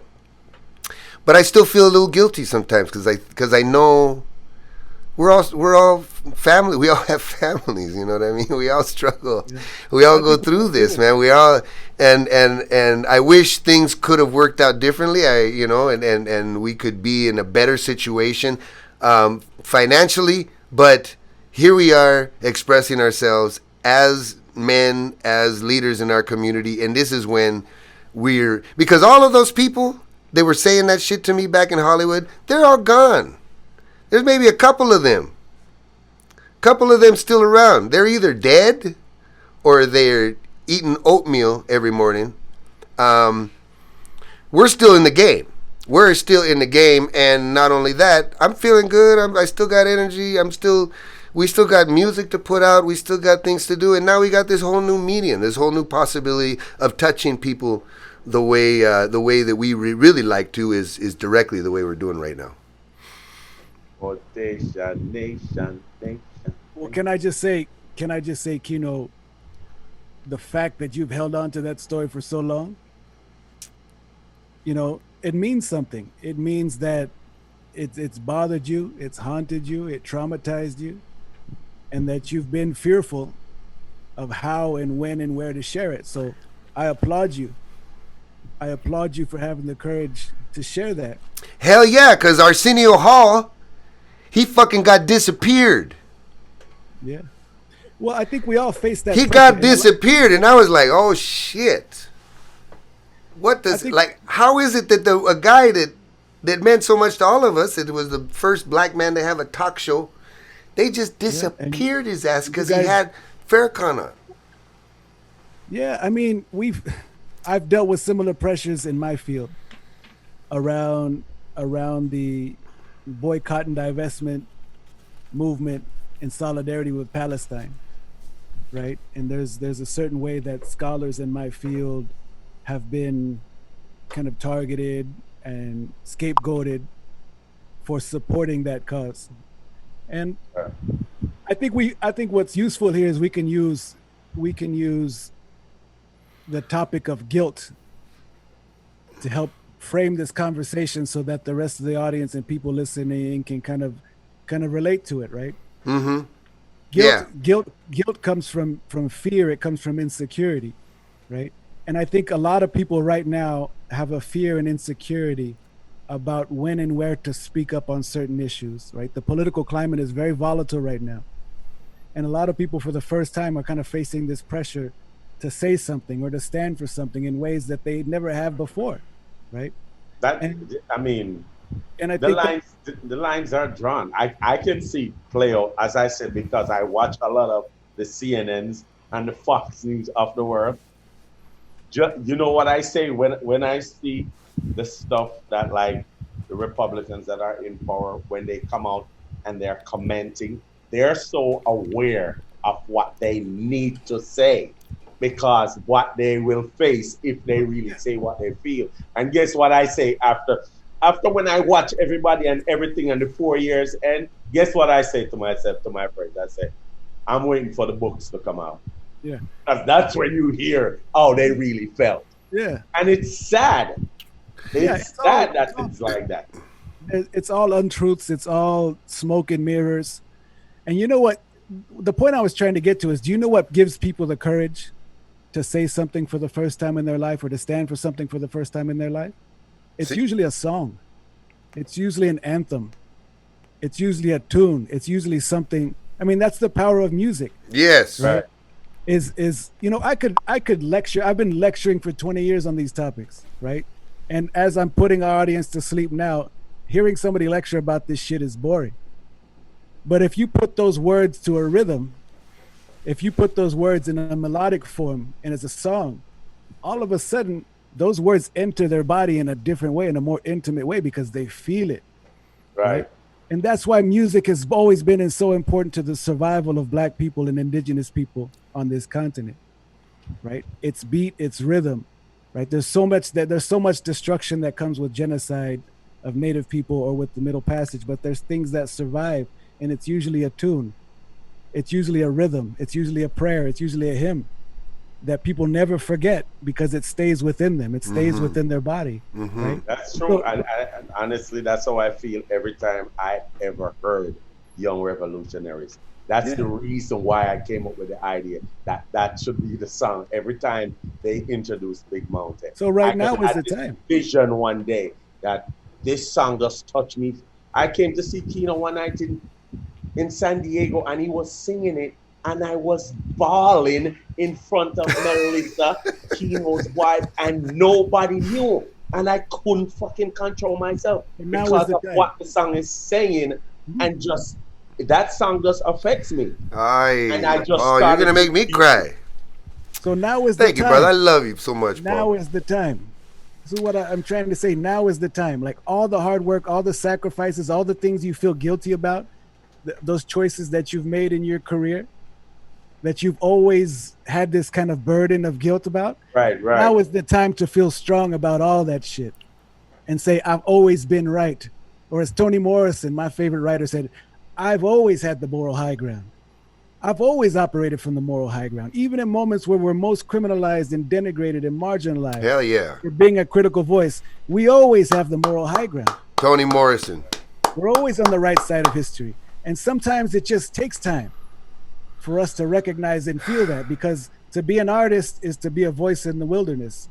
You're the only person who's stepping out, who's willing to say something, right? You're the only person who's willing to put that message out there. And what people don't realize is to be that messenger is often lonely and terrorizing. Yes, sir. It's not easy. It's not easy. But right now, moments like this are moments that we recognize all of that sacrifice and all of that struggle is worth it, because people need fucking songs. They do. Yes. People need visions. People need words. People need truth tellers. People need moral witnesses right now. And right now is for the time for us to come together and to commit ourselves to this type of work, because the world is sick. We're morally bankrupt right now. And we need artists to lead us in a different direction. And that is what the Dub Club is all about, my people. And thank you, John, for that beautiful John. That beautiful bit of words. And thank you, Paul, for that memory, my brother. I give so much thanks, man, that you and I have been together now for it's going to be almost 20 years. No, wait a minute. 1998. 98. No, it's going to be October 23 years. October 98. You two are such my rock solid brethren. That's the last time the San Diego Chargers was in the World Series. No, this is a Super Bowl, puppy. No. Oh, the Padres. The Padres. Yes. You said the Chargers. Sorry, yeah, the Padres was playing whatever. I remember we were doing that. Yeah. First that I came on, and Bruce, wow. The first time I met Bruce came to the show, and all hell broke loose. That's back in the days when Paul told me Doug Flutie was the best football player on the planet. And I was like, God damn, you don't know football, boy. You know. Hey. You know what, Paul? Stick to Pele and the Fernandos and the Ronaldos I got my talking. All the Naldos. Come on, don't even test me. Maradona. Yeah. Maradonas and the Sevillas and the Barcelonas. I don't talk about that football with Paul because he schools me on that shit. Oh, watch out! Yeah. Well, he can't. And worse now that Messi's going to Man City. Yeah, all right. Oh, are you kidding me? Really? PSG hijacked that shit. No way. That's the talk. He's going to Paris, man. No, I just got news, brand new, while we've been online. Now I just got the report from Germany. I would love to see. He turned PSG down for more money because he says. You want to go play with white people? The system. He said, no, not Paris is too much culture. Oh, God. for the dark and lonely place of Manchester, England. Ooh. Yeah. Ooh. Is there still a big reggae scene in Manchester? I don't know. Can be if I haven't been here. They're proud of their house scene over there. That's what they do good over there. So London's not a big market anymore for reggae? Well, yeah, but not in the past 6 months. I don't. There's not a whole lot going on. Rodigan sells tickets. Yeah. Yes, my brethrens, we're gonna wrap this up. When again? Next Friday. Next Friday we're gonna try to do this within the show. We're gonna splish and cut and edit and put this in, and then we'll put this up. This will be official episode 2, and then next Friday we try to do the whole thing within like an hour and 25 minutes. I'm thinking we're gonna do one more, just us 3, but then we need to invite some women into this scene, or else this is gonna look weird. Okay. I don't know. I think we're under pressure now because of certain movements. Why we think it's gonna look weird, and I think we shouldn't take that pressure on. We just make it natural. If we get input and we see somebody, we say, yeah, but we shouldn't be overthinking about whether it is weird. When has this ever been weird for guys and brethren to be discussing shit? It's cool, and I have no problem as a woman, but we shouldn't have to be overthinking it and like think that we need to do this. That's what I'm seeing on TV every day and in Hollywood now. This thing where they want to make Batman now a black Batman, and they want to make black Batwoman a black Batwoman. I'm not into that bullshit. I'm like, make new would you feel better? I don't want to see a black Superman. Would you feel better if we invited Nicki Minaj Couture first and then? Hey, yeah. Does John know about that? Listen, man. I mean, I agree with Quino. I think there needs to be explicit gestures to diversify our conversation. But Paul, before you jump on my ass, hold on. Yeah, because hold on. I also agree with you. In this context, right now, specifically in the past couple of weeks, specifically maybe even over this past 6 or 7 months, men of color are catching hell, and there's a lot of trauma, right? And there's a lot of things we don't talk about as men of color, as brothers, right? And I do think that there needs to be healing spaces and conversations amongst some leaders and amongst some veterans like you all, that's public, so that we can kind of unpack some of the things, right? Like Quino just confessed a certain story about something that he's probably been not too proud of or fearful of his whole life, right? And it was the trust that he had in us as his brothers to talk about that. Right. So I think those spaces are necessary in the particular context of what we're facing now.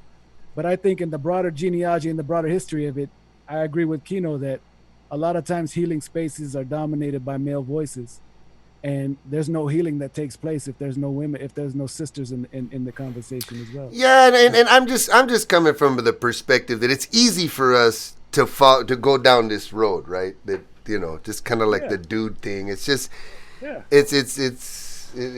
all got our inside jokes and shit like that, and it's just like we don't want to get too far along this conversation without having some real important input that we know you and I, these 3 guys, don't have because we just don't happen to be women.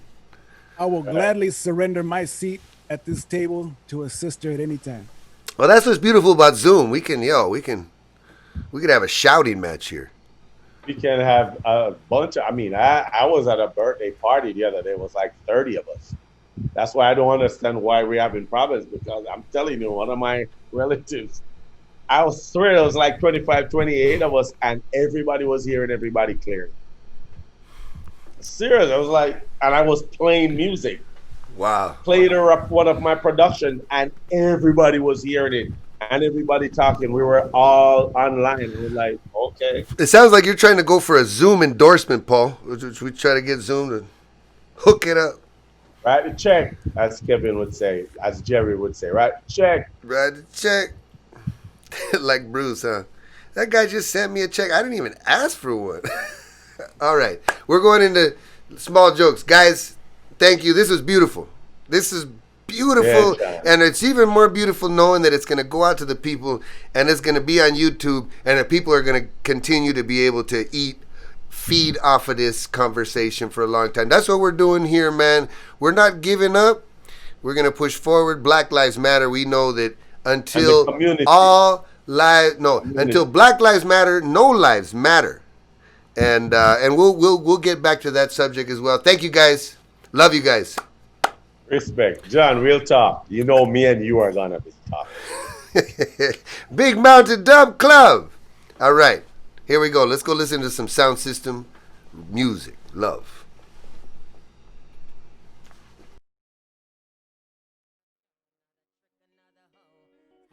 Performances, love on the low.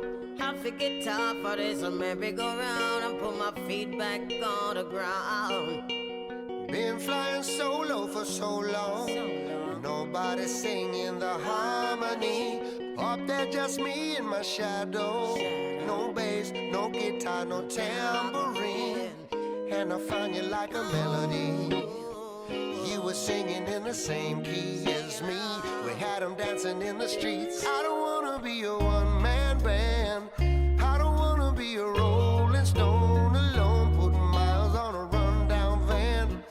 Baby, we can take our own show on the road or lay down the beat. You'll carry the tune. We'll get tattoos and we'll trash hotel rooms.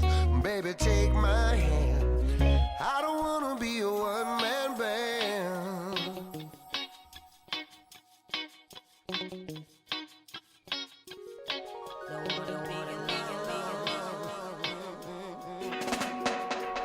I wanna run down your wild dreams. I wanna chase every high with you. Count all the reps in these old dreams.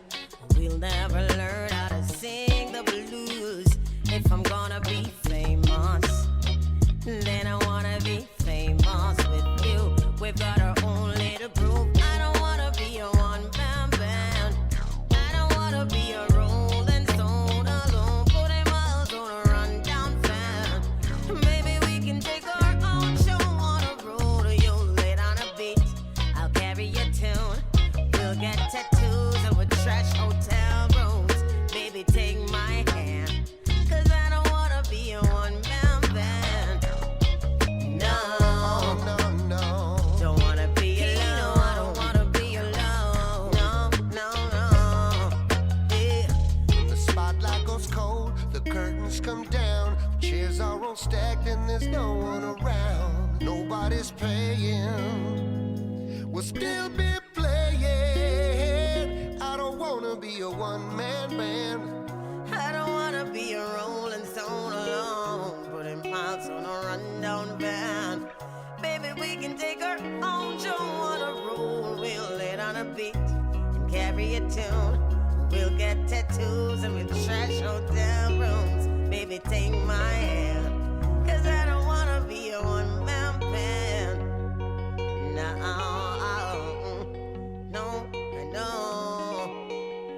Don't wanna be alone. I'm not a one-man band. No.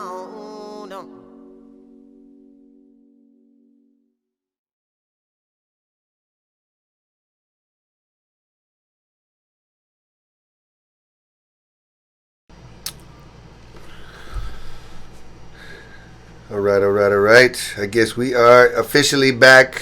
We are going to try this again. Sorry, everybody, for the technical difficulties. We're learning. We learned a lot this week, but we obviously still have plenty to learn. And I'm not seeing any live transmission coming from the Big Mountain page right now. Oh, there we go. All right. We already got 9 people. Rubio, my brother, can you give us a sound check? Yeah, of course. I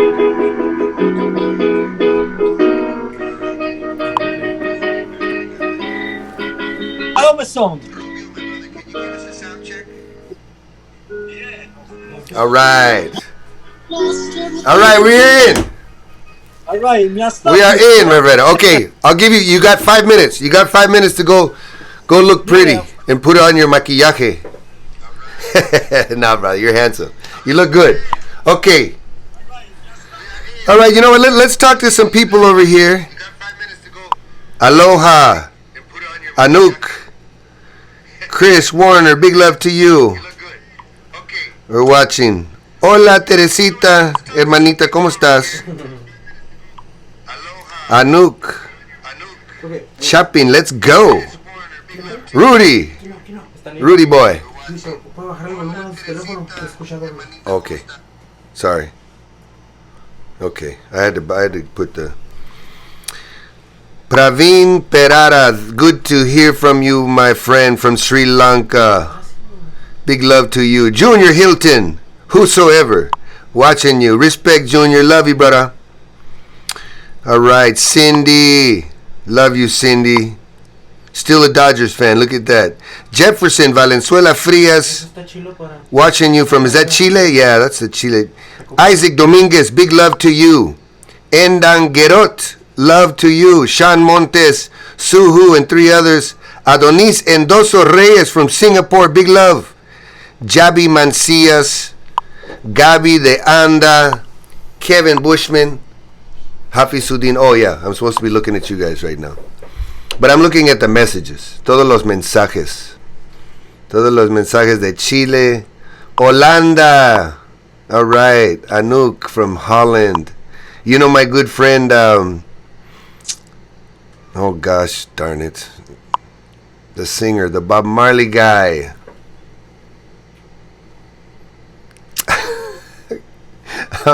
His name is escaping. You know, you get old, man, and your memory, it just goes. Rudy, yes, that's right, Rudy. We have a song called Rudy Boy, and it's partly about my brother Rudy Mora. Hope you're doing good, my brother.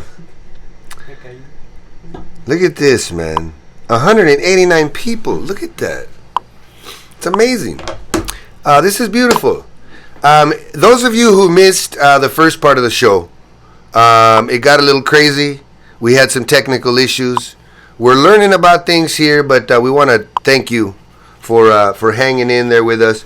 We didn't get to do our roundtable discussion today, but we'll get back to that. But we do have, we're going to finish off the show the way we intended to, with a performance, a reggae sound system performance. Now, let me tell you a little bit about what that is. Okay, this is a culture that comes out of Jamaica.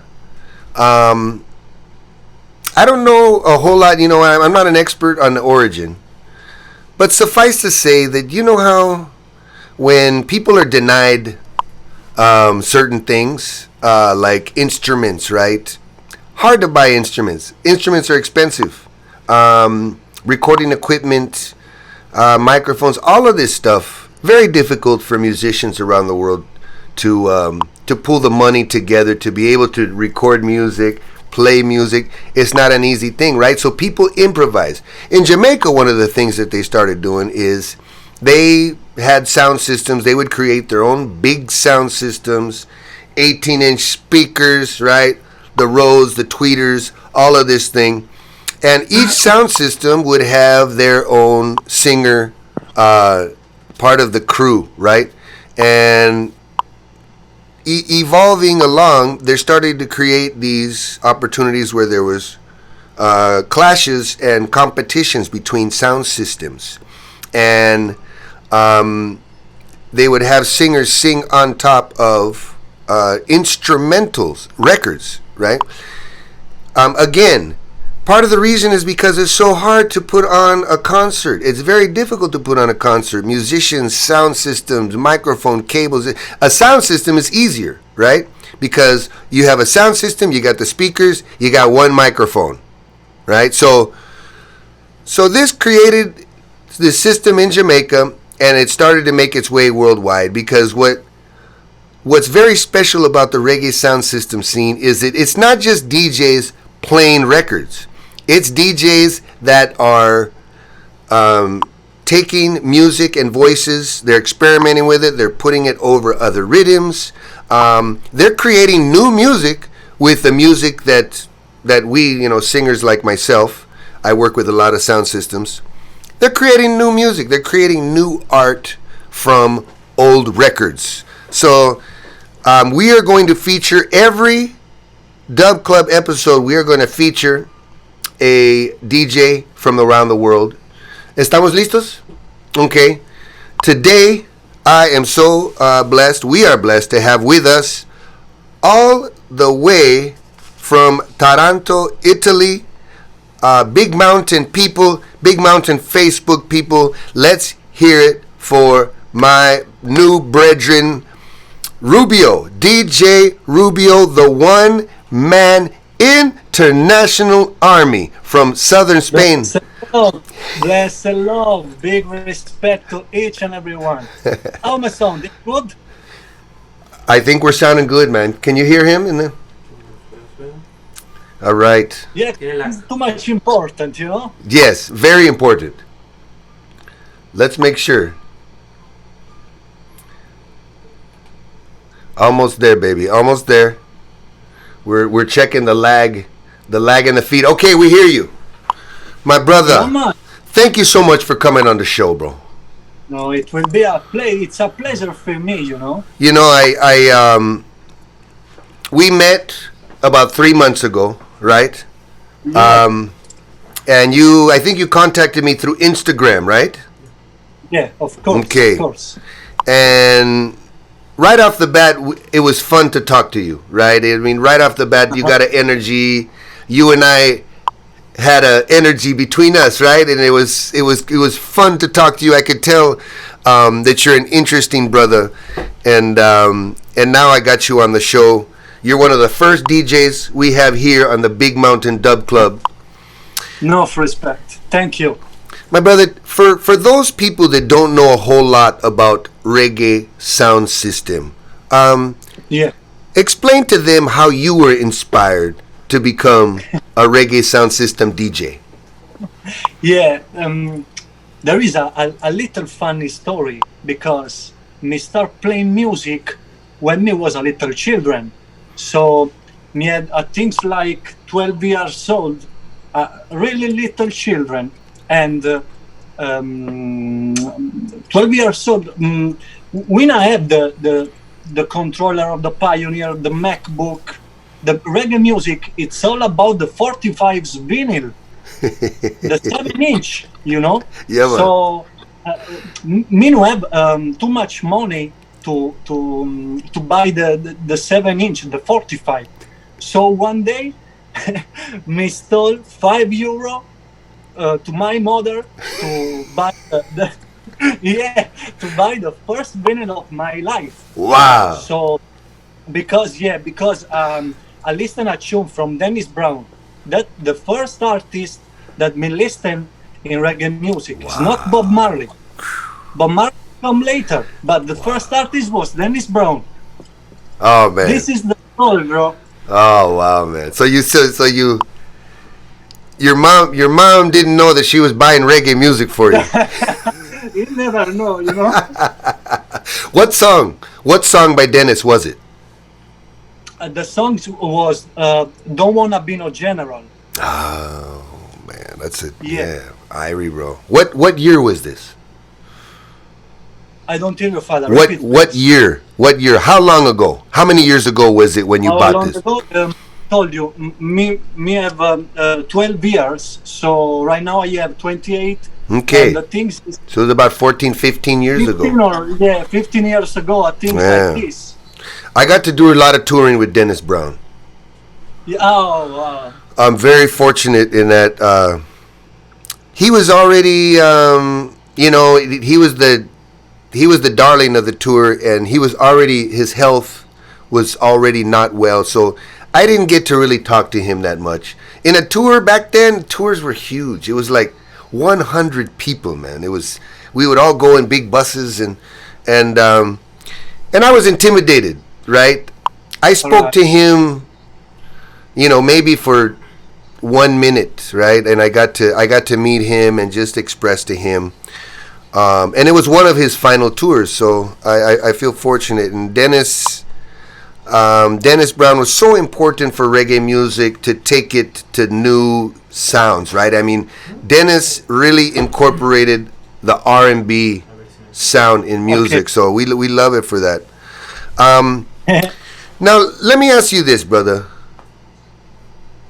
The reggae sound system culture is evolving now, right? Yeah. Where do you see it going in the future? So, in the future, I think the things will be great again for reggae music, because me think things like that. So, the music is a cycle. So everything's a comeback straight. So I think that because right now the worldwide production, me think about the reggaeton artist or the worldwide artists like Jason Derulo, Drake, and artists like this. So use the sample of the dancehall 90s and the reggae things to do the new songs. Yes. So me think that the things will be great again for reggae music. I hopeful, you know. Now, what about reggae DJs? The technology, everything that's going on right now. Is there any trends in reggae DJ that's going on that we're going to see in the future? This is a difficult question, Father, because I told you the things is a cycle. So maybe the 7-inch, the vinyl, are come back again, but I'm not sure about that because right now the DJ use the controller and the MacBook to play music. Right. A lot of time the DJ now watch the people, if the people dance, but the DJ watch the laptop. Right. This is not the reggae culture. Reggae culture is playing a message and watch out for the people if the people are joining the thing. So you think it's better if DJs use the 7-inch, use the vinyl? Another great question. I don't know. I use a laptop and a controller because the vinyl are really heavy to bring in a dancehall. Right. You know, when to bring with you things like 700 vinyl to play music. Heavy. Too difficult. Really. Right. But the laptop is real easy. Okay, but let me ask you this.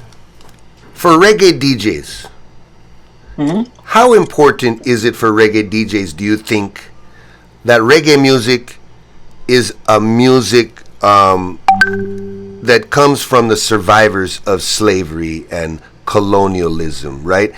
Are the politics of reggae in the reggae sound system culture as well? Now, yeah? Go ahead. No. This is a great question because, you know, you live in USA. In the USA, in times like this, there is no simple because, you know, the things like Black Lives Matter and things like that. So I love reggae music and reggae DJ love reggae music because this is a music with a message.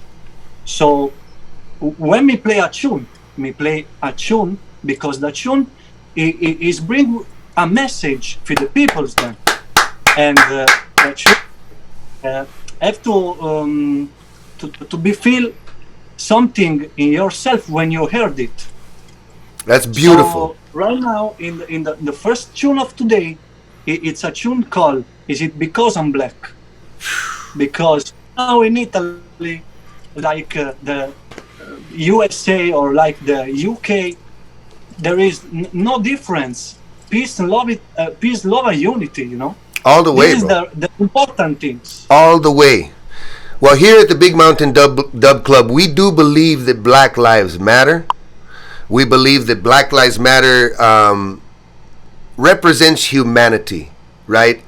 there's something very unique and painful but beautiful about the black experience. So we have to all rally around that. We all have to unite behind that, and that's why terms like Black Lives Matter are important, because it allows us to understand concepts better, and racism and colonialism and all those things. So I love you, my brother. I love the fact that you're conscious. It's so important, and I know that you're inspiring young people. So I know sometimes it's hard. We have to pick and choose. We don't want to be political all the time, right? Because we also want to have fun. But I'm always going to encourage DJs like you to, when they come on the Dub Club, please make it an extra cultural experience, man. Because we want to focus on that.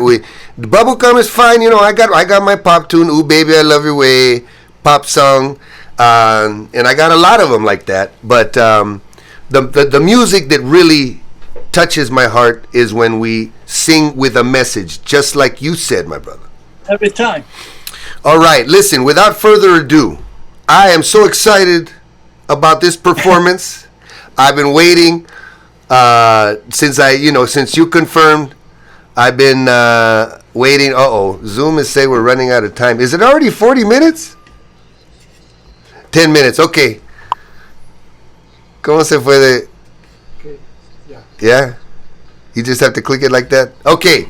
All right, here we go. Ladies and gentlemen, Big Mountain people, my honor to introduce to you from Southern Italy, the one-man international army, my good brethren, DJ Rubio, my brother.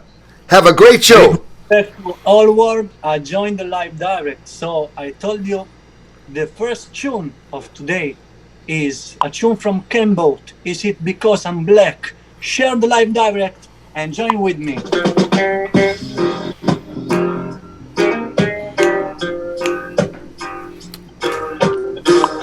Please, people, put up some fire on the chat box. Fire! Fire! Dark brown shade of my skin. You are one. Only head color to my teeth. Fire! Fire! Fire! That splash against my hollow bones, that rocks my soul. Oh, oh, oh. Around them quick, around them quick. Looking back over my past dreams that I once knew. ¿Sabes qué, bro? Wondering why my dreams never came true. I told you, a music with a message. Somebody tell me, what can I do? Oh, oh. Let me start the show right now with some worldwide show for the people.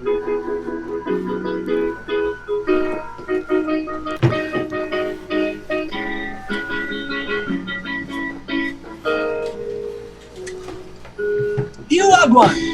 Now that I've lost everything to you, you said you wanna start something new. Jimmy Cliff. And it's breaking my heart to leave. Baby, I'm grieving. But if you wanna leave, take good care. Hope you have a lot of nice things to wear. But then a lot of nice things to Hey, sing with me. If you're not sure, sing with me. Sing with me.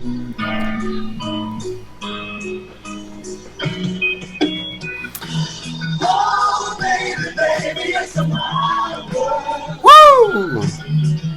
It's hard to get by just upon a smile, girl. Oh, baby, baby, it's a wild world. And I always remember you. Let me introduce myself proper. The one-man international army from South Italy. Sound boy, sound boy, sound boy, You're dead. Who is this artist? Dead. Thank you, Father. Big up yourself. Ooh, sound boy, you take a shot in your brain. Now you're dead. Yeah, yeah. Fire, fire. Rubio, love Po, po, po! Night and day.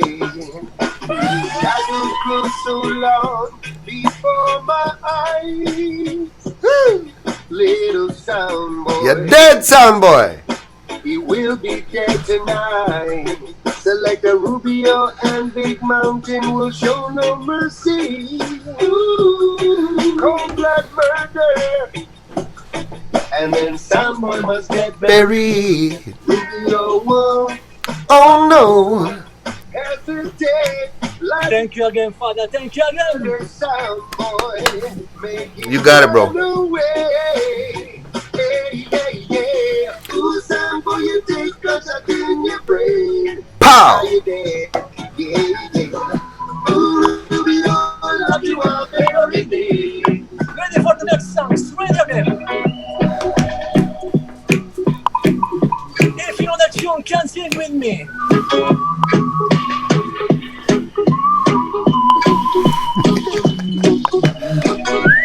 This is a little song I wrote. You might want to sing it note for note. Don't worry. Oh no.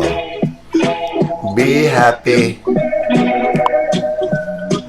Every life we have some trouble. When you worry, you make it double. Don't worry. Be happy. Over the Don't. block, the police. Policeman and soldier fist up, pressure and be dreadlock. Them a shot us with a gun. Me a shot with a music.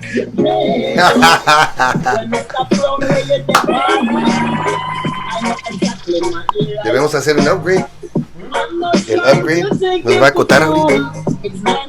Hace 4 minutos.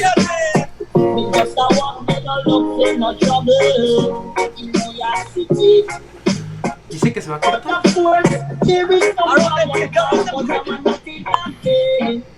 Policeman and soldier fist up, pressure and be dreadlock. Can I play a Bob Marley for you right now? Can I play a Bob Marley for you right now?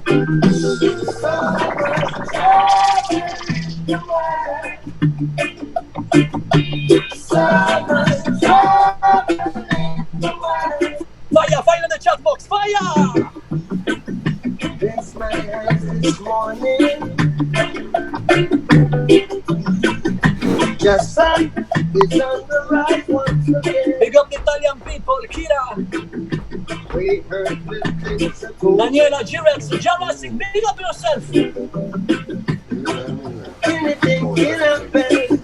Let me introduce myself again. We're giving up. Guns out, coming to the talking, extending, killing, and fucking in the middle of my Rubio with him with a start, the bomb of class. A disc called Dog Plates. Special dedication. Ready again? Alright then, well this is Mr. Rubio from Toronto town. Well this is Mr. Rubio from Toronto town. In the sound crash, the pussy sound go down. And bust out tonight where you go push a sound down. Kill sound from 1992, 99 they get up and we fly right through. No I 2012 and the feeling. It was a crowded night at clubs like this when I walked into the dance hall. When I listened to the music played for me by Selector Rubio, as the music touched down in my love, brought tears to somebody's face. I said to myself that I must rise and tell the human race, 'cause I know Selector Rubio was made to be sound. Yeah, Rubio, some boy want to free. Once again on the rhythm. I want to take them one of these. From the old to the new. We kill them for free. Right? You don't need no theme. Rubio, you don't know that some boys want war we. So we don't give a fuck cause the one's supposed to war we. And the cemetery that is where they're gonna be. It is Rubio, just will come after you like the letter B. Rubio, kill them. Kill them.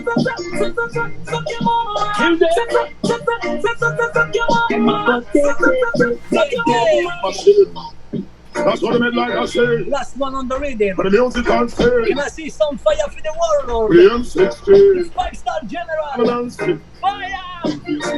Guns out and turn on them people like that, man, not kill them with no preacher. Man, Rubio no one. Guns out and turn on all your mother like that. This man Rubio in your grave, you man. Believe so your wicked trespass on the farm. I'm not into come road to tell me to come. Because listen, Rubio, them a murder son, son, we.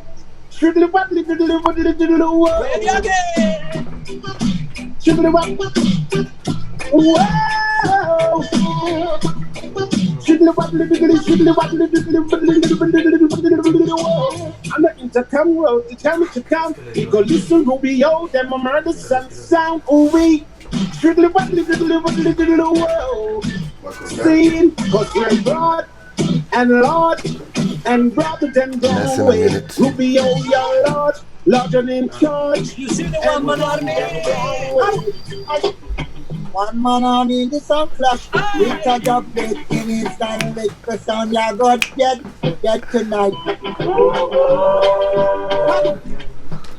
One man army in the sound flash. We touch up big in his stand with the sound. Yeah, get tonight. Whoa! Rubio! Kill them all in the studio. And don't play time again. Join with me. Rubio, if never lose the clash, you must win. Yo, not some sound, what and not the one in a. Rubio never lose the clash, you must win. Now, because the one of them kill him, so now we think. Up there, Rubio, just keep the head up. The fire when you are on the one play. I run them quick.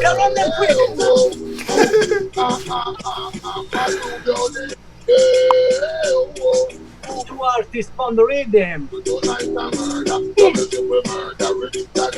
Fire!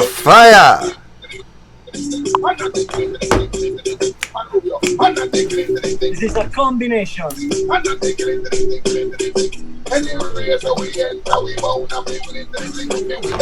One artist is Stefa. What are my ganja man them there? Ganja man! Smoke ganja! Hey ganja man! Phenomenon 1, Madruba I go kill a jump and phenomenon 2, be a ganja girl in a group phenomenon 3, Madruba I go kill them for free. One sudden. I don't see a Rubio, one man army, chicken like a bar, you laugh with me. You see the one man army?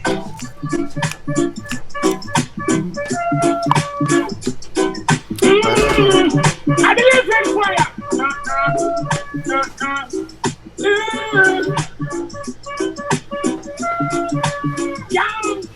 From the old to the new. I don't want to Rubio, tell them this. Studio one time. I'm sound fool like them. Me encanta este güey. ¿Ah? Rubio. No. Ahorita sí estoy escuchando. You are one. Hey, Mr. Rubio, you a murder. You done mash up your face from your turn up. Don't play at a some boy get burned up. I think a sound me never ever heard of. Hey, Mr. Rubio, you a murder. I'm sorry. You done win the clock from your turn up. Don't play at a crazy butter. Yo. How we tell them? European artist me boss. El Príncipe. This is Bounty Killer. Again, the one. Select a Rubio. Motherfucker, niggas should know. They ain't come back a Rubio. All up motherfucker, niggas should know. Will they try to that Rubio? No, they don't. Ready for Bounty again. Well, so now go they don't know the Rubio tell. Rubio takes us down. Him in one aisle. It's Rubio in a the top. Yeah. So stop it right now.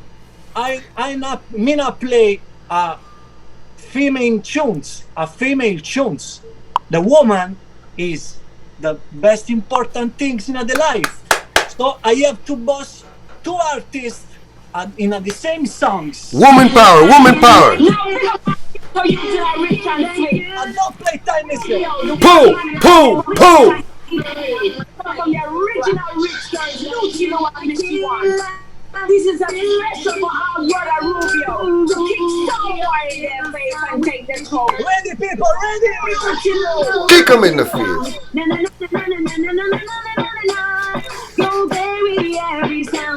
work with him and they're gonna take control. No, so you test him. Rubio is the baddest son to take the trophy home. There's no one can be the baddest one around. He will bury you under the ground. Worldwide thing, this is a worldwide thing. Stop Mr. Rubio from killing. Worldwide thing, this is a worldwide thing. Him a murder everybody, that's a bad boy thing. What kind of sound that a Rubio sound? That a rude boy killer, that a wicked sound. What kind of sound that a Rubio sound? That a rude boy killer, that a wicked sound. How much time I have, Father? How much time? 5 minutes. 5 minutes. Go. 5 minutes right now. One tune in a double style for the USA people. Hey, yo, man, this is Kevin Little alongside my boy, original Spragga Benz. Hey, yo. Spragga Benz. Yo. Oh, yeah. I'm the Rubio in the morning, and I got kill them easy, jump and song your murder. We are gonna take a great trophy. Mr. Rubio kill them in the evening, bust it up a big thing, calling the Undertaker. Rubio slew them and bury, so let me kill them, so I got that tonight. Mad Rubio don't win the fight. We are gonna kill them all, kill them all, kill them, murdering all of them tonight. Mad Rubio don't win the fight. We are gonna kill them all. Yeah. Ready for the party time? Ready for the party time? I'm riding again, watch the fire. Yes, brother, let me say the desire. See that, with the girl and desire. We will say them like fire. Yes, fire. Girl, you're making it hard. Girl, you're making it hard for me. Whoa, press it back. They won't give it to you properly. Whoa, girl, you're making it hard. Girl, you're making it hard for me. Whoa, put you on lock. They won't put you on a lock and key. Whoa. Oh my God, you can't connect to me. What the phone give me love, oh, you flex to me, bring out trombone every day. What you know how we get in the zone every time we make. You bitch it on your zone. Sit down, girl, cause you know how you want. Sit down, girl, don't leave me alone. Love in your heart shape, one of your skin tone. It's on, Yeah, ball in your life, man. Go on with it, go on with it. Yeah. Make your time right now.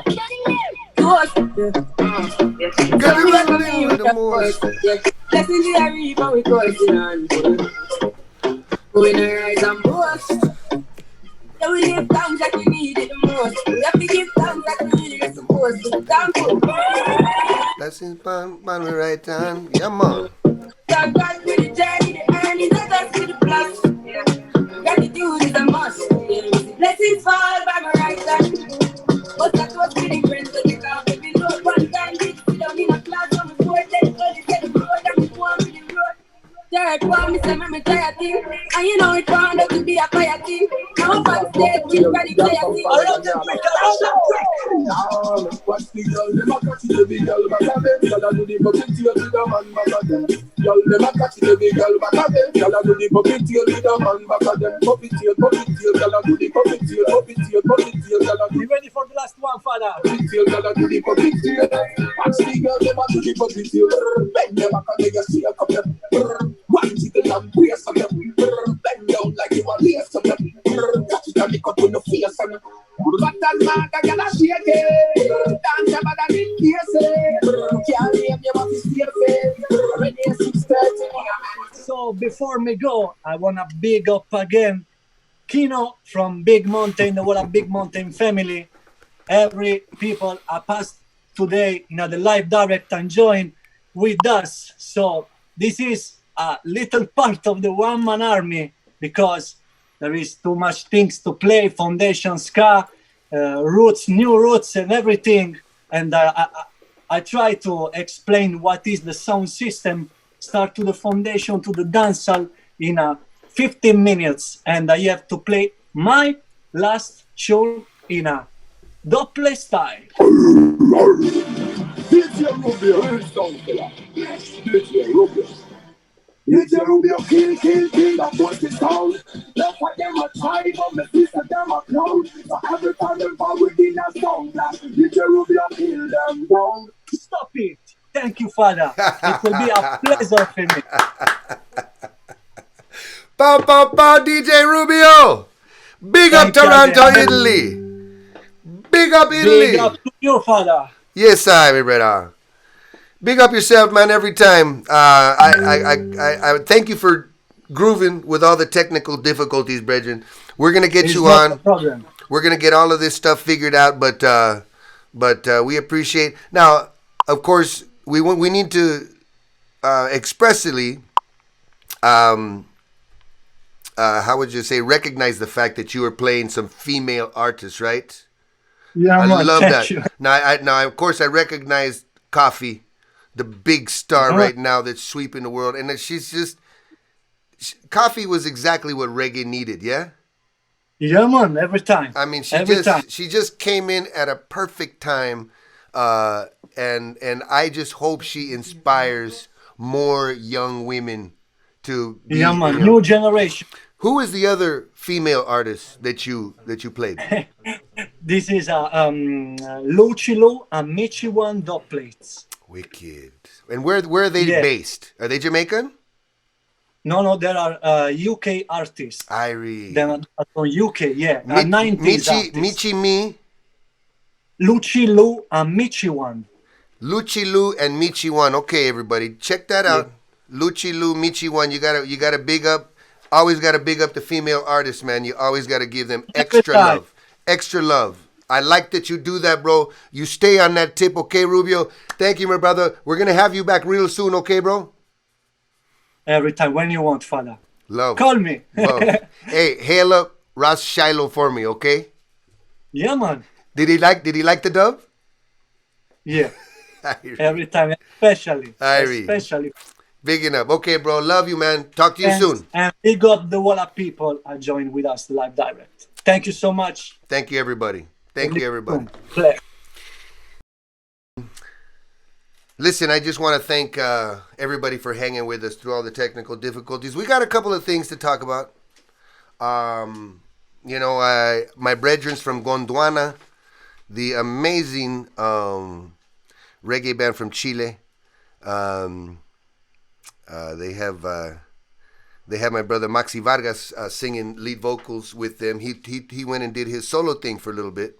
Bass player Idrin or Ilox and my tocayo kind of Quino on keyboards. They wanted to let everybody know that Gondwana has a brand new collaboration with Michael Rose. They did it before I did. We'll get back to that. And the song is called We Are the Lions. Okay, so check it out. We Are the Lions by Gondwana and Michael Rose. Now, one more announcement that I have to make, and this is a little bit of a solemn announcement. We lost a good brother in San Diego, my hometown, over the last few days. Brother's name, his stage name is Carlos Culture. His official last name is Torres, Carlos Culture Torres. Just a very important person in reggae music in my community where I come from, and abroad. He meant so much to so many people. I've been seeing I've been checking out his feed, and we have so many mutual friends. So I've just been seeing all the beautiful things that everybody's been saying about him, and he was just so dedicated to reggae music. He had this great reggae night at Winston's, which is Winston's in San Diego, was sort of like one of the places where it was the first bar that really started, how would I say, playing reggae music on a regular basis. As a matter of fact, we started it. Big Mountain started it way back in 1989, for those of you who aren't good at math. But he was also really, really dear friends with my mentor, Makeda Dredd. And I know Makeda's not having a good week because, that was her little protege, much like me, much like she inspired me and taught me so much about music and about life in general. Okay. ¿Así? ¿Más acá? Otro lado aquí. Ahí está. Oh, that's right. That's right. I forget.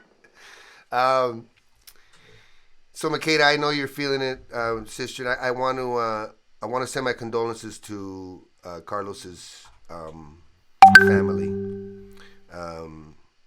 And this brother did lots of good work, you know, and his energy is going to continue to permeate through our community. Thank you, Carlos, my brother, for your ¿Quieres que muevo acá? Oh, okay. Thank you, my brother, for all your good work, man. And we're always going to big you up. We're always going to keep you in our hearts. And, of course, in not too much time, I'll be seeing you again, bro. Thank you, Carlos, Culture, Torres, for all that you did for reggae music and for us. Okay, bro? Bob Radio, I know, is going to miss you. I'm sure Bob Radio has plenty of tributes in your honor. Carlos, Culture. Yes, Ja. All right, everybody. This is it. Episode 2 is done. We will get back to that round table with la publicidad. ¿De qué? Oh, we got one more thing. Tomorrow morning, I am going to be with my brethren, DJ Pical, and we got a graphic coming up right now. And I'm going to be demonstrating. I've never done this. You guys want to see something different? Quino is going to demonstrate how to record a dub plate. I'm going to do it tomorrow morning. It's going to be on DJ Pical's Instagram. I think it's going to be 9 a.m. West Coast time. Okay? But go and check out Instagram, Pical. P-I-K-K-A-L. All right? And there'll be more information. If you guys want to see me murder Soundboy live, then tune in tomorrow. DJ Pical. Tomorrow, West Coast time, between 8 and 10. Just stay on it, all right? And so that'll be interesting for you to watch. All right, my people. Big Mountain Dub Club episode 2 is final. Love and respect to you. You guys, remember, love is our greatest power to use, man. Don't ever give up on love. And remember that we can change our communities. Reggae music is already proven itself to transform minds. It transformed my mind, gave me so much in this world, and inspired me to keep on looking. So remember, Black Lives Matter. No life will matter until Black Lives Matter. All right? Love and respect. Want to thank Lynn Copeland. Want to thank John Marquez and Paul Kastick, although they didn't get to be on. My brother, Raingad, DJ Rubio. Want to thank my bros here, Raul and Rigo, for all of their hard work. We've been working really hard this week and had to overcome some technical difficulties, but we're going to get better at this. Y'all, see you next week right here on the Big Mountain Dub Club, 8 a.m. West Coast time. Big love and respect to you all.